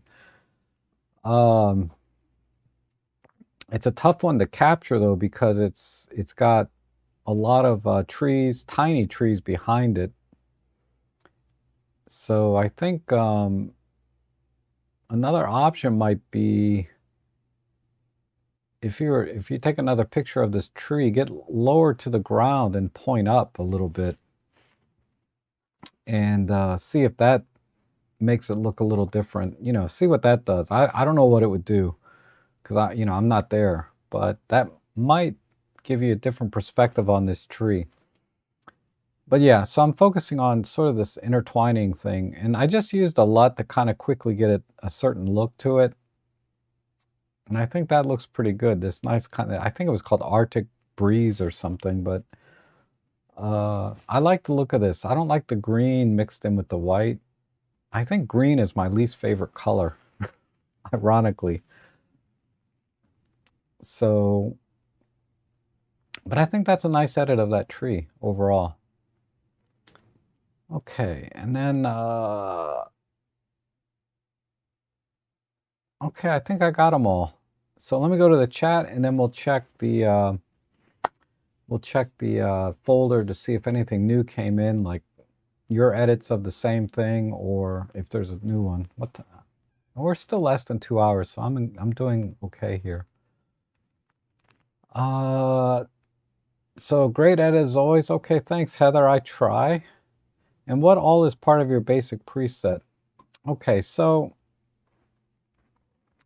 I'll just make it for you right here. So let me just go to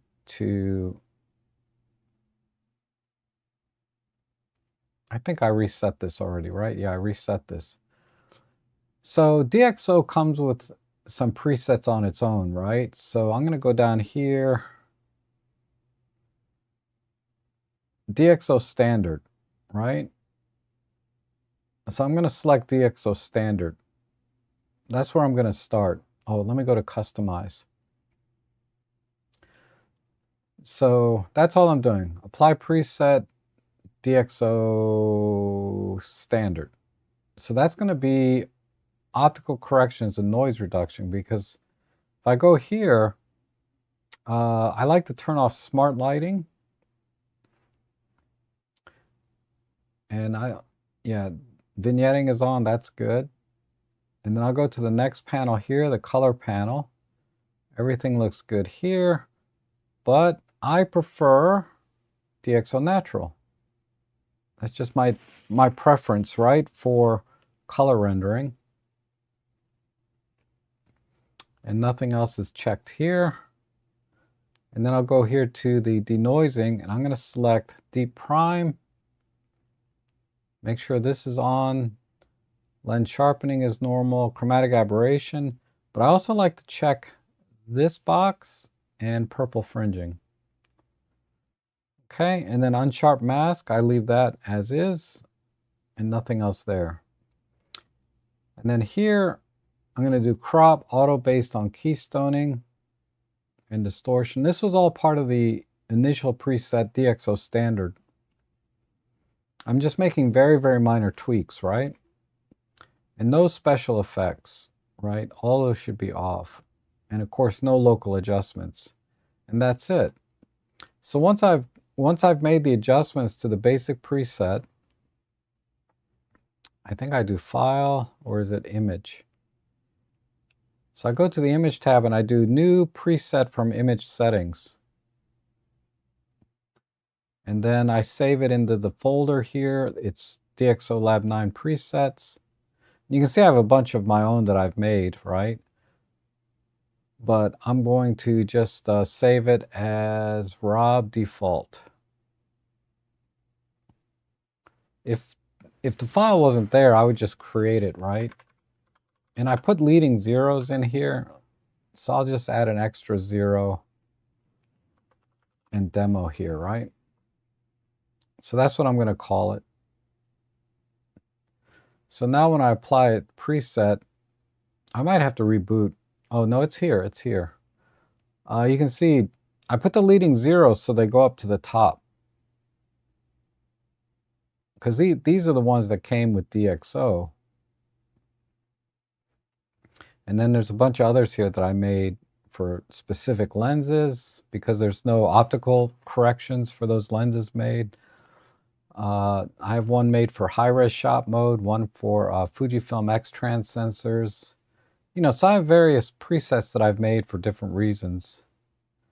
But I can just apply that. Okay. And Roger asks, do you always use the highest level of deep prime settings? No. So it really depends on the image, right? So let's go to customize, like on this image. Here are the denoising settings. The default is always 40, right? I always start with, oh shoot, you're not seeing the screen. I hope you guys are seeing the screen before when I was making the preset. Oh, Phil says yours is still there. I'm sorry, Phil. I will let me just answer this one question, then we'll do yours. I'm sorry I missed that. Okay, so the highest level would be that, right? No, I never do that. What I usually do is I go in with the loop tool. This is more common like when I'm trying to do birds, particularly birds that are on a stick. And I want to maximize the detail. I'll use the loop tool here and adjust the luminance to different levels until I can see the feather detail exactly the way I want it. And then I'll make other adjustments like to the unsharp mask, you know, lens intensity. So I play with all these sliders in here. And then I make adjustments to the deep prime, depending on how much, because, you know, even with deep prime, you can lose detail in very fine feathers, right? If you set it too high. So I never set it to the maximum. Okay, so let me do, who is it, Phil's? I'm sorry, Phil. I don't know how I missed that. It's right there. Okay, so we're going to apply a basic preset. We'll just use the one that I just made, my demo. Let me customize this. And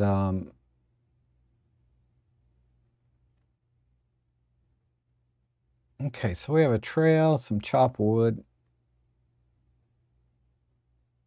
So I think, yeah, I think this will benefit from a little tighter crop too. Let's try 16 by 9 and come in.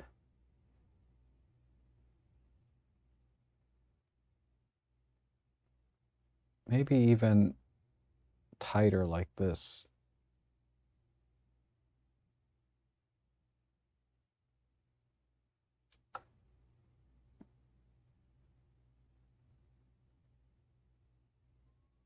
Okay. And then this left side is too bright. So let me use a control line. And I'm going to put this to the brighter area. And let's just back off the luminance mass selectivity a bit. Right about there. And then I'm just going to do an exposure pull. I just want the left side to be about the same brightness as the right.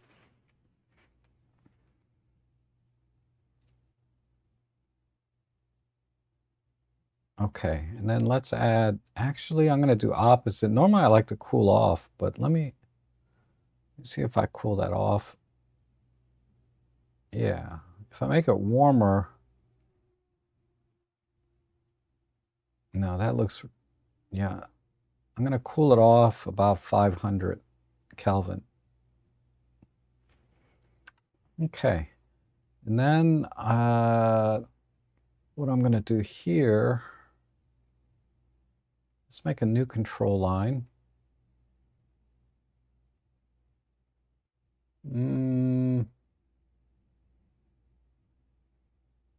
Let's start here.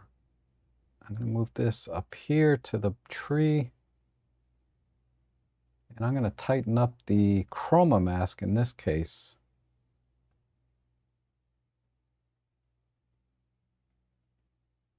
And then I'm going to, because I just want the bark on the trees, maybe a little bit back here. Let's add some warmth. I'm just going to eyeball it till it gets to about the shade that I want. Let me go back up to the chroma slider. If I back it off a little, or go up a little tighter.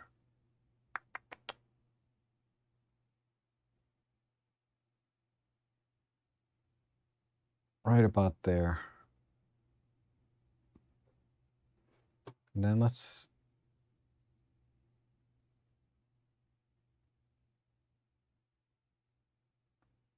just increase this a little bit. Okay. Let me stretch that out. All right. Okay, and then I'm going to temper some of the highlights here. Just very locally.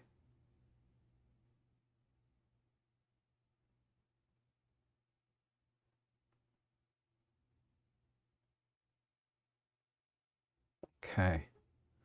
And then I'm going to deepen the shadows a bit selectively with control points. Let me think. I'm debating between control points and a brush, but I think I'll do control point. I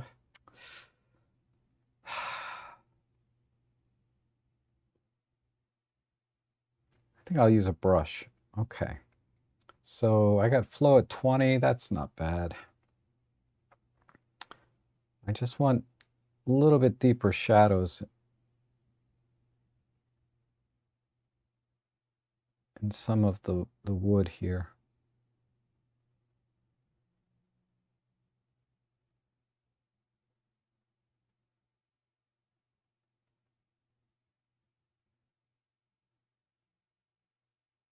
Oops.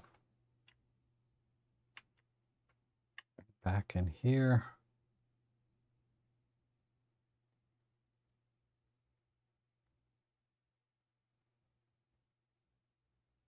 And a little bit there.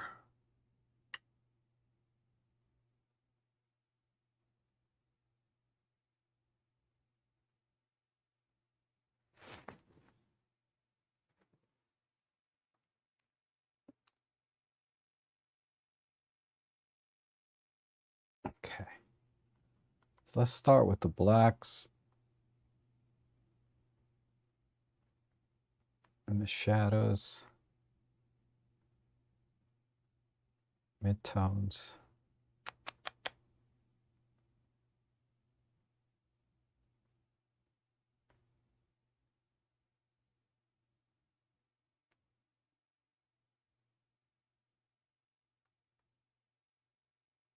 Okay. Let me see how that's doing.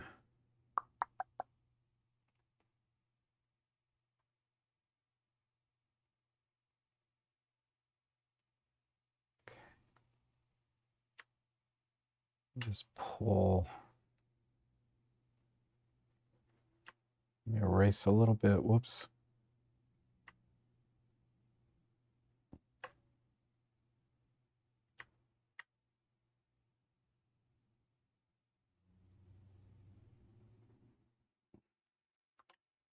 No. Maybe just a touch there. And a touch here.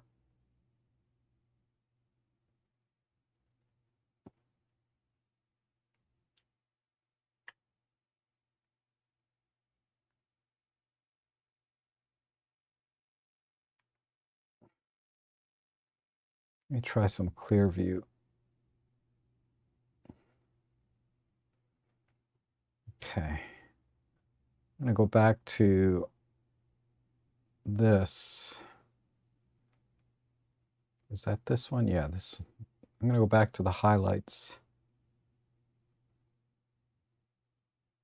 What is this? Yeah.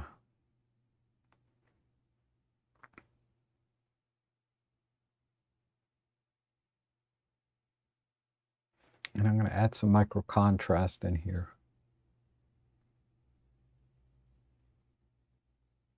But touch of clear view. Yeah.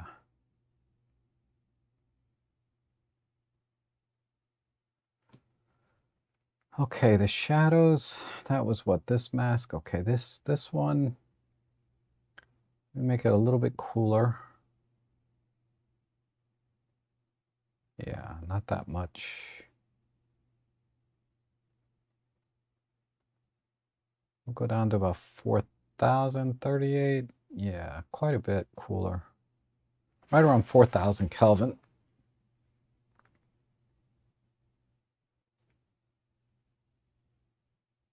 And we'll just add a bit more.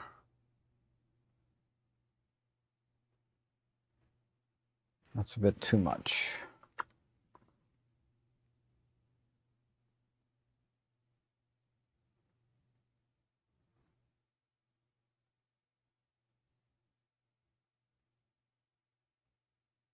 Okay, then the trail.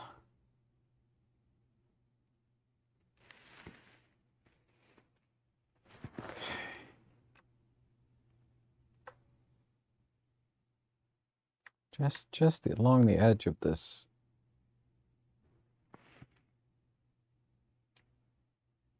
It's smaller. Oops.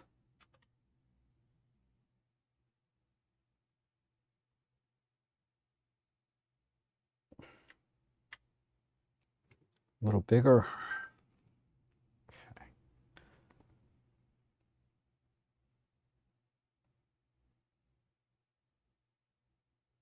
Okay. And then a new brush.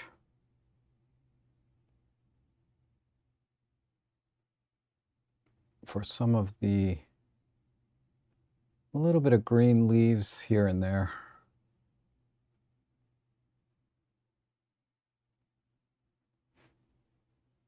Actually, a little bit on top of this dappled wood. Let's try some highlight, mid-tone, tiny bit of shadow. Maybe just a drop more.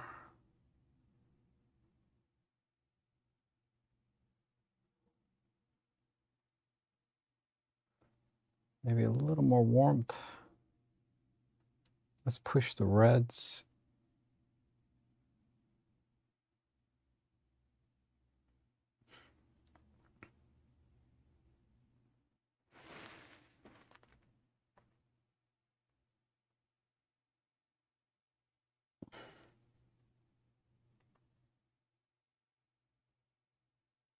This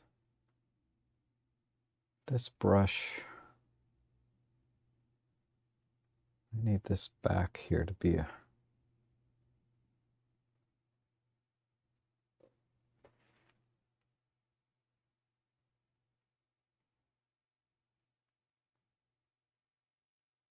maybe not that cool. Okay. Go back to the highlights, and I'm just gonna add some more dappled light kind of around in here.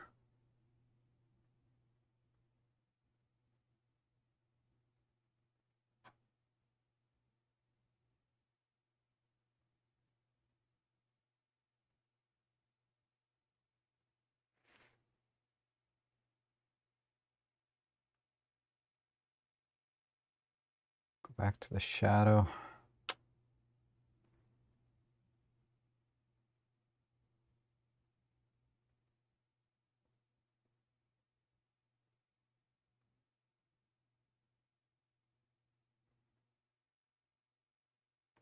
I'm just trying to separate the tones. Ooh, that one's a bit much. Okay, erase that. So if I hit the Alt key, I can erase, you know, wherever I just brushed.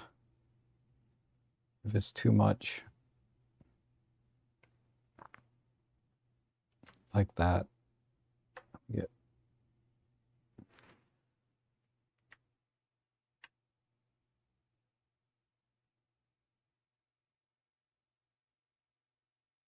Okay. So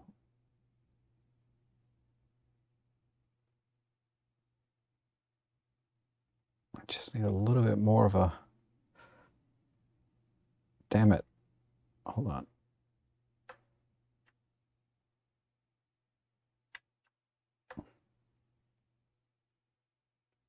Just need a little darker around the wood.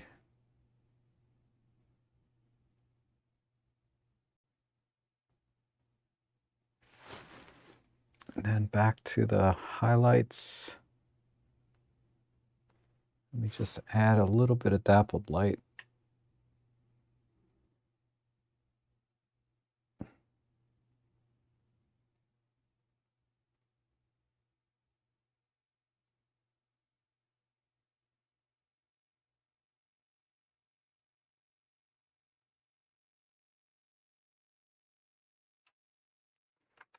All right, let's see where we're at.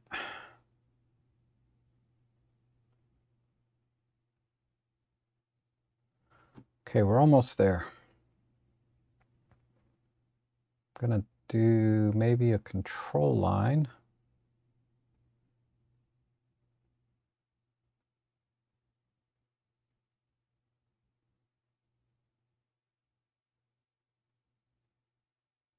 I'm not sure exactly. I just want that to be much darker. Maybe a little bit cooler.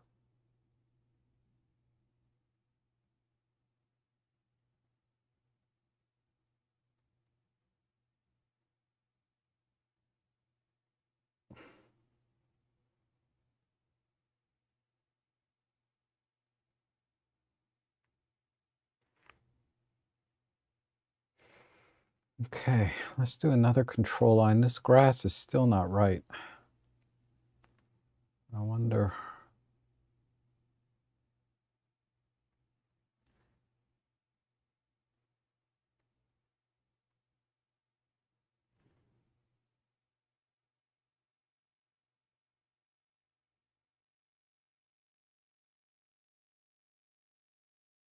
There we go.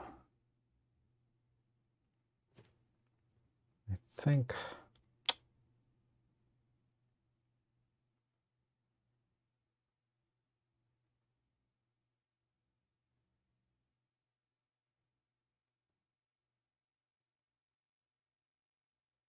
it just needs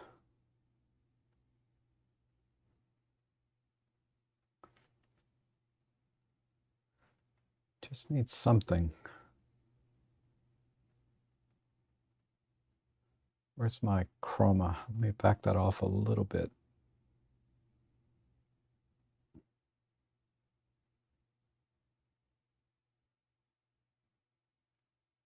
And maybe a slight shift.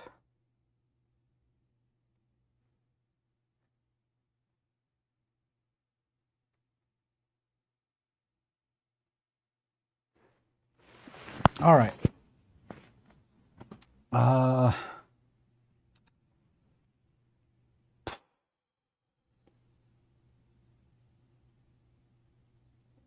This corner here.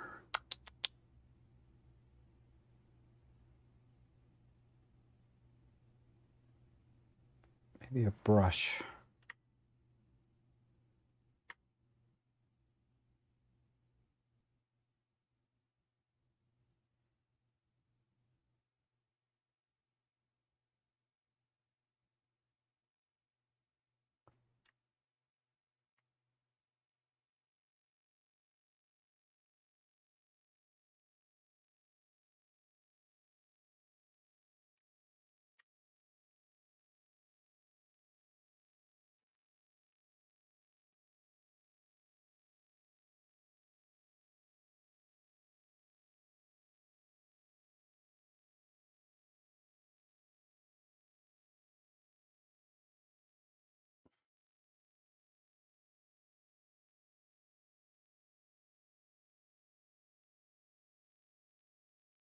Go back to this trail brush.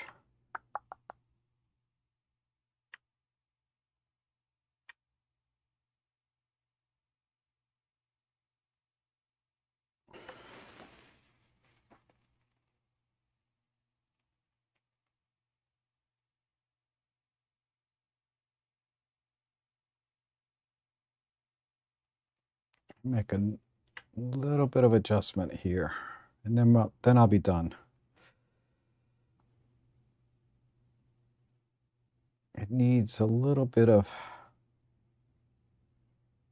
something.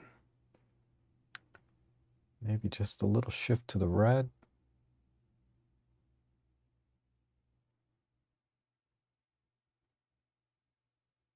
No, let's saturate.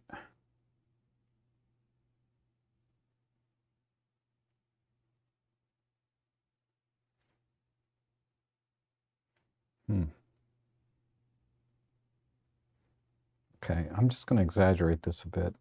1 second. Right there. Right there. All right, I'm going to call it there. Still not happy with the grass, but let's export that.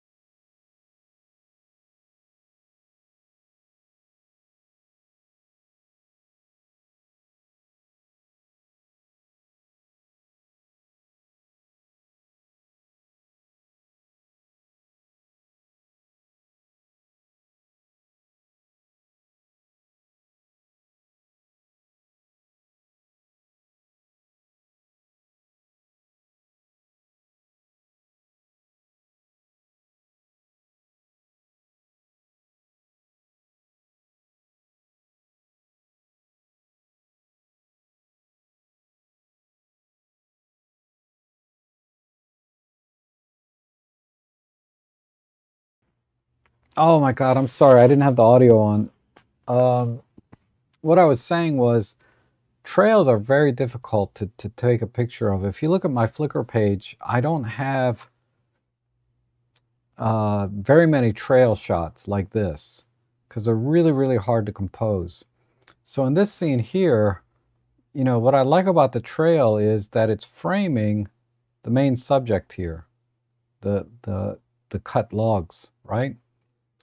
It's kind of framing everything over here on the right. But on the left side, we have all this chaos and it's not really being separated from the scene. So that's why I made this whole area over here darker and then cropped in because we don't need the sky. It's not adding anything. And then also on the trail over here, it's a little bit flat. So I added this shadow along the trail here, right? Just so you can see it more.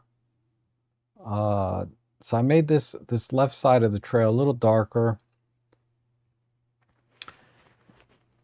And then I emphasized the dappled lighting as much as I can over here. I would spend some more time with the dappled lighting if this were my image. But I wanted to emphasize the dappled lighting here.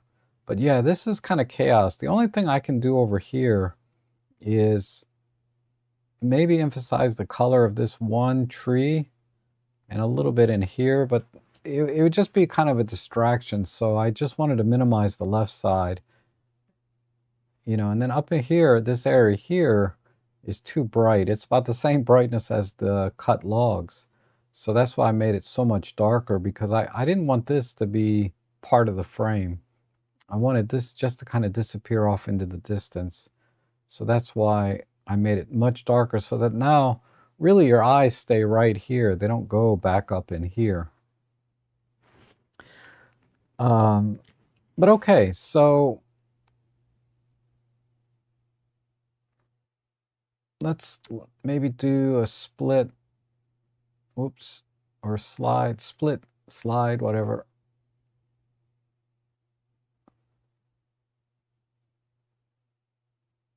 Yeah.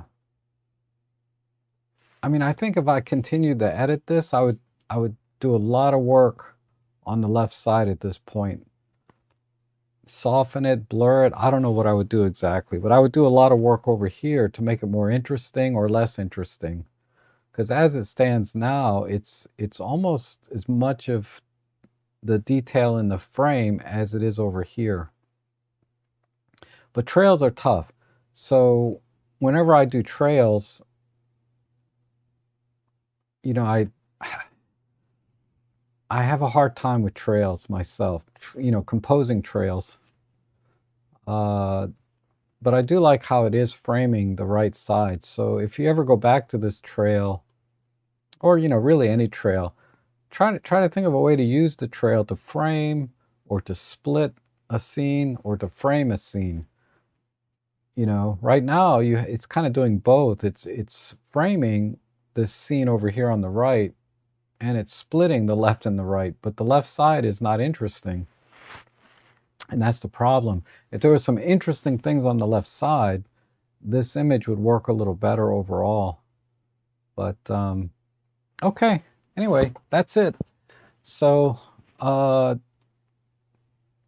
yeah, email me, Bamsam, to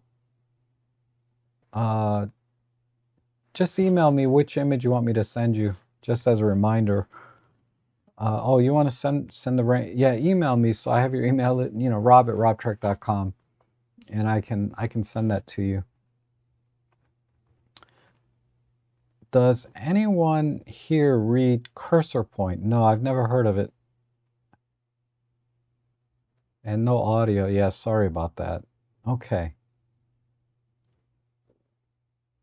And Phil says, added depth and texture does take it up a few notches on what I did with some time back in crop black and white.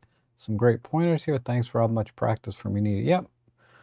And that's why I do these. You know, we can kind of share ideas, and hopefully you get a few ideas from, you know, I'm hosting, right? So I should have the most ideas. But I look at it as a two-way thing. It gives me a lot of practice on a lot of images that I wouldn't shoot myself. Like this trail, for example. These are tough. So it's good that I get to edit images. From my point of view, for me, it's good for me to edit images that I wouldn't otherwise normally take. Because I'm not being critical about anyone's images, or I don't mean to be. My, my goal here is to make them the best that they can be and demonstrate the tools that I use to emphasize, the points that I thought were kind of interesting. But it's all subjective, right?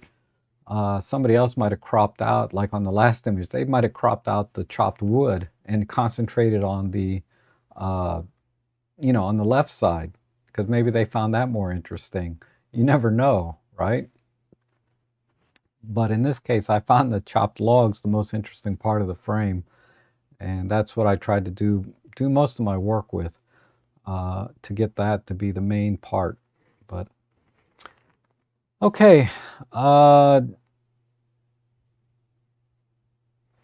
we need to see if I wanted to see if you guys sent your edits in, right? Because I'm not going to have time to edit anymore. But let's see if we can compare.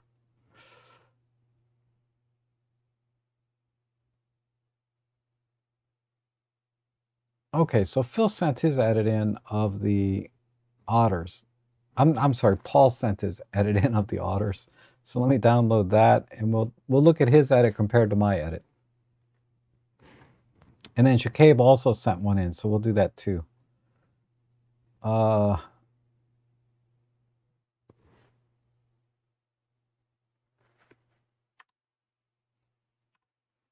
right. So I'm gonna pull this up a little bit. So I think this is Paul's edit. Set that as the reference and compare that to mine. Right?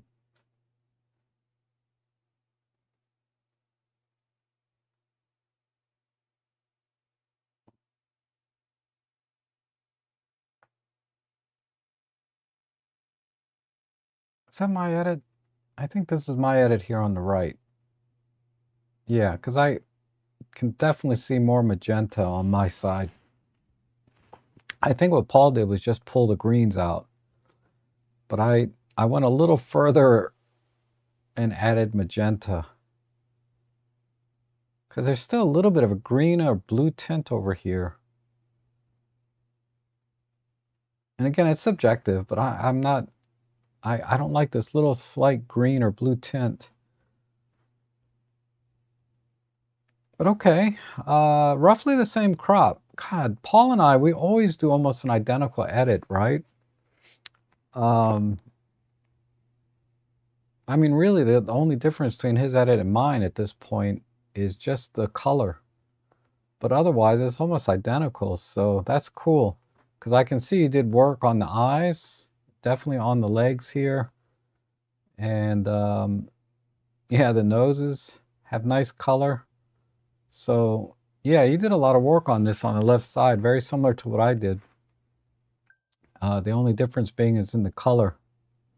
So yeah, you tried to pull the green out, I can see, because there's a lot less green on yours than mine. But I think there's also a slight blue shift as well. Because mine now looks too magenta when I look at it side by side with yours. I would definitely have to, and this is why you walk away from your edits and come back like an hour later or the next day, maybe a week later, to look at it again, because your eyes sort of get jaded to all of the different things you're trying to do. And in this case, I was really trying to get rid of the green tint, and I kind of went overboard, because Paul's image looks a little more natural in color, but mine looks a little bit too magenta now. But if I walked away from this and came back, I would probably see it, but I didn't see it while I was editing. But I see, yeah, Paul says I tried to pull the the green out as well. Yep. And Paul really emphasized the fur. Yes. Definitely there is a little bit more micro contrast done here, I think. A little more micro contrast.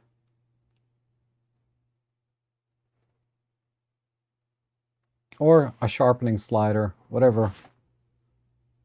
I didn't do that. I tried to separate the tones. You can see mine are darker here and a little brighter here.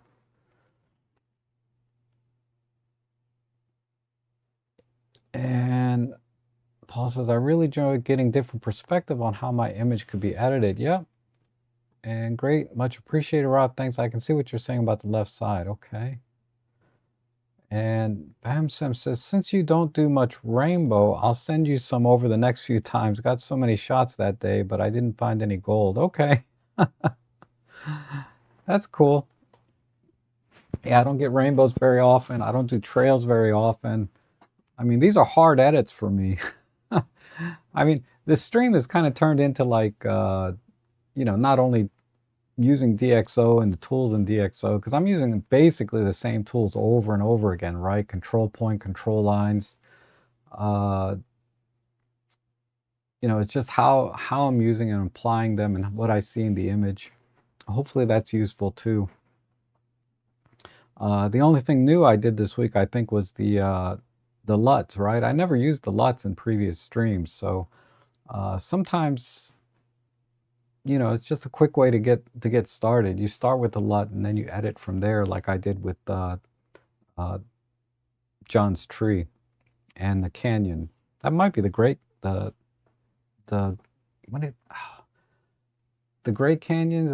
What is that called over there? The canyons over there by Las Vegas, Nevada. The Grand Canyons. Yeah, the Grand Canyon. It looked like the Grand Canyons to me, but all right, guys, that's it for today. Thanks so much for joining me and sending your images in for me to edit. And I will be back again on Sunday for normal stream. We're going to be buried in snow by then, probably, or at least I will be. And then Tuesday for shopping, but I may do one extra stream because I'm going to be snowed in and not be able to go out. So I might as well just go online and hang out and chit chat, right? So you guys, thanks again for all your support, for sending your images. Eat healthy, exercise, have a good day, a good week, a good life. And I hope to see all of you again.